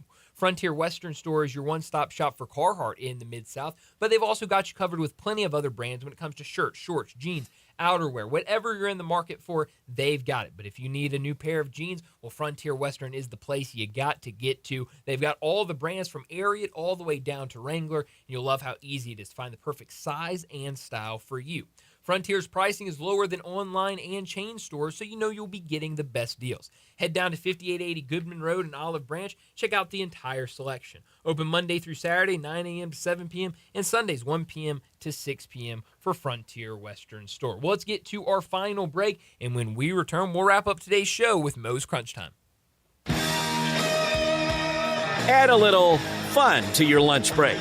Join Johnny Radio for Sports 56 Happy Hour from 11 to 1 every weekday on Sports 56 and 98.5 FM.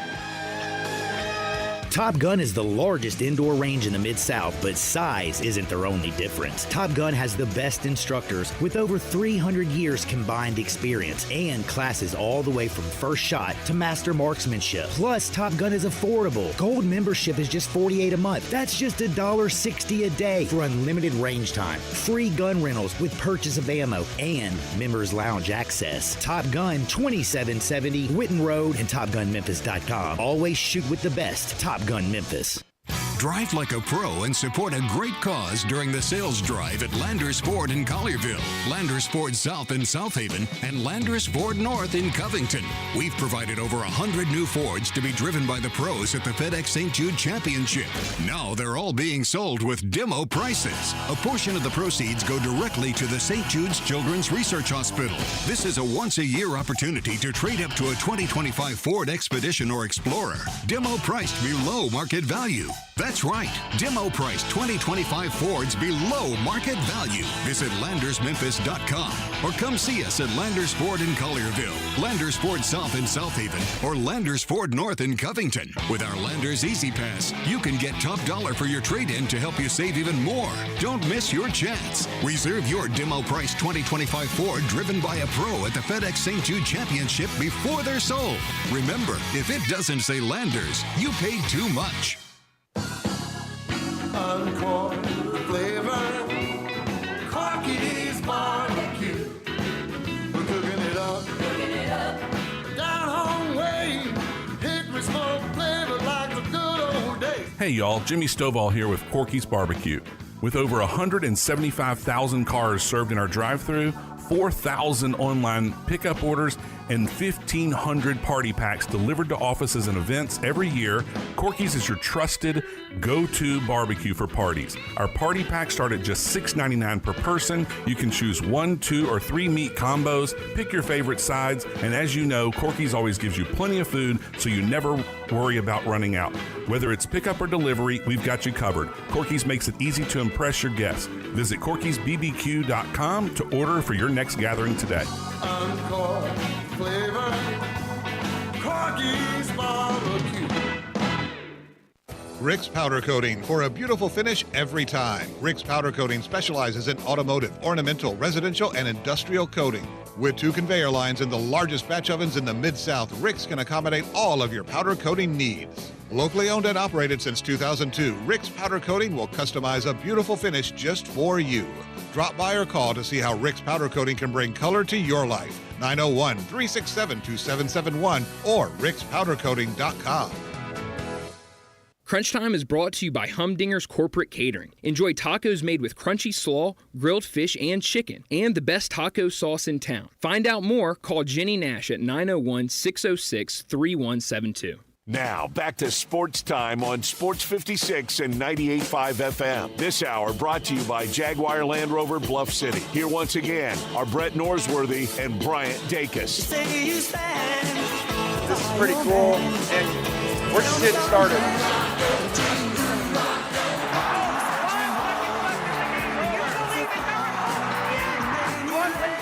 Spanning the globe.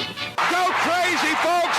Go crazy! This game has always been called the world's greatest cocktail party. Do you know what is going to happen here tonight? This is for all the biggest Crunch Time. You are looking live. In your life have you seen anything like that? The ball game is over, and Memphis has its first win in 16 tries. Its first win ever against its fierce in-state rival Tennessee. Goodbye!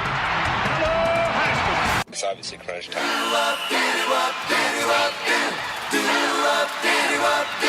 Hammer, nail, coffin, this baby is over. Well, Crunch Time is brought to you by Moe's Southwest Grill. Need a crunchy bite to eat? Head to Moe's for nachos, crunch wraps, tacos, salads, and more. Moe's.com is your go-to for all your taco Crunch Time emergencies. Well, Landon, what I learned today is the NFL is officially back, and we're getting a pretty good game in terms of a rivalry matchup to kick things off. It is the Cowboys and the Eagles. On one side, you got the Eagles who are flying high. They've just won the Super Bowl. Banner raising, ring ceremony, all of that good stuff. On the other side, you've got a team that their fans at least think they have the third to worst or third to least amount of hope. Third most pessimistic group in all of the NFL. A lot of changes. No Micah Parsons. What will this offense look like? What will the defense look like without him? You got a new coach in Brian Schottenheimer. So it's going to be a lot of new and a lot to watch for the Cowboys. But at the end of the day, it feels good to have some NFL back. Oh, it absolutely does. What I learned today, and I'm very excited about this because I've been very outspoken about how much I do not like the transfer portal in college football.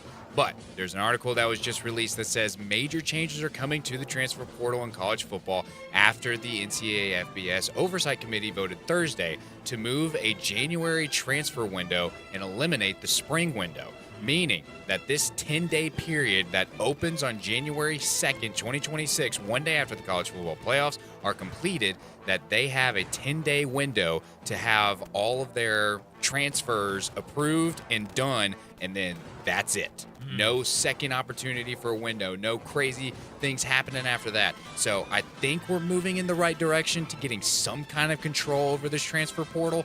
It's still not going to solve how crazy it is of how many people we're getting used to seeing them on these teams this year that are now going to be uprooting and moving shop next year. It's just a way of life. It's just the way college football is now. But I think we're moving in the right direction now. Yeah, well, what I could have done without is this weird story that just come out over the last hour from The Athletic. Bill Belichick bans Patriots, limits other NFL scouts from viewing North Carolina practices. In this story, it talks about how this year, since Bill Belichick has taken over, that NFL scouts are only allowed to watch the first 3 periods of practice, and one of those periods includes stretching. So they really don't get to see much from North Carolina practice. Look at some of these scouts or some of these prospects that they want to look at. They've also been directed to talk to the director of player personnel about any draft prospects instead of going to any coaches. So you can't ask any coaches about any of these players. You have to go to this director of player personnel. And the Patriots tried to send a scout to a practice earlier this year. They were told, no, thank you. You're not welcome here. So some bad blood there with Bill Belichick in the Patriots still, even though he's at North Carolina. Yeah, that's really interesting. And what I could have done without today, honestly, was the Amari Cooper announcing that he was retired, or that he's retiring. I think he had a fairly decent career, not bad, not great, but just to hear the news that a guy like him is retiring out of the league, that's another guy that we didn't necessarily grow up watching, but kind of in the heat of those moments of what we were watching. Do I even need to ask you where you're beaming tonight, or are you going to Cowboys and Eagles tonight? I mean, I think that's the place you got to go. It's football. Yeah, no, you definitely have to. So that's all the time we have today. Enjoy the rest of your night, and we'll talk to you again tomorrow afternoon.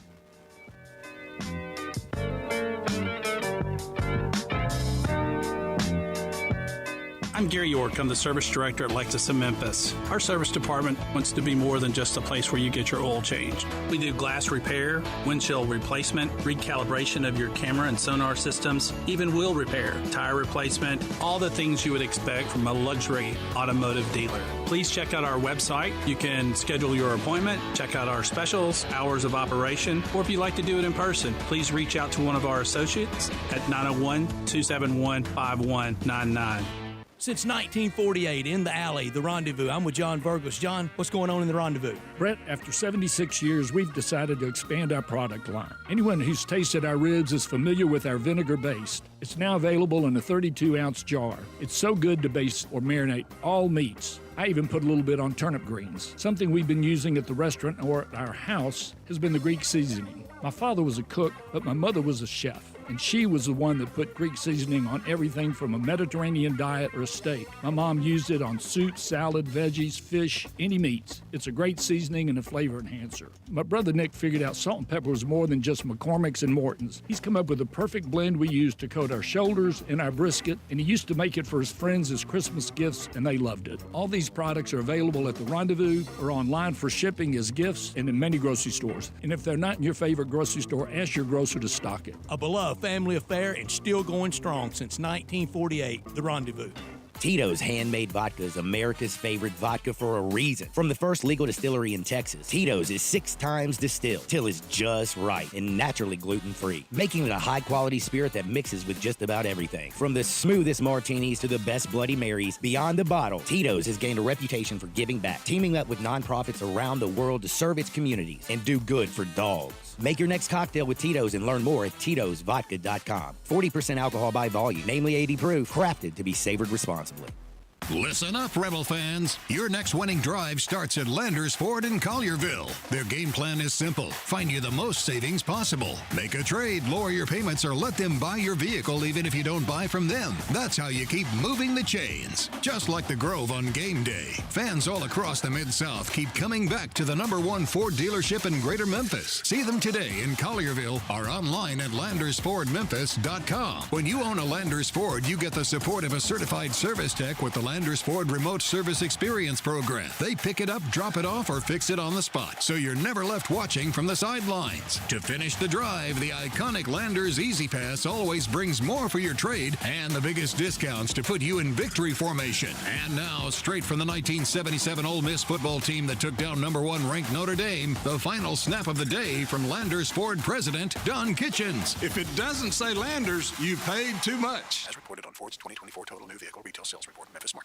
Progressive knows RV owners like to travel at a nice, relaxing pace. Just like this commercial. They're not rushing to a departure gate at the airport because they depart from their driveway. And they can relax even more knowing they're protected by Progressive. Now here comes the fast part. Progressive Casualty Insurance Company and Affiliates. Broadcasting from the Family Leisure Studios, we are Sports 56, WHBQ Memphis, and W253DF Memphis.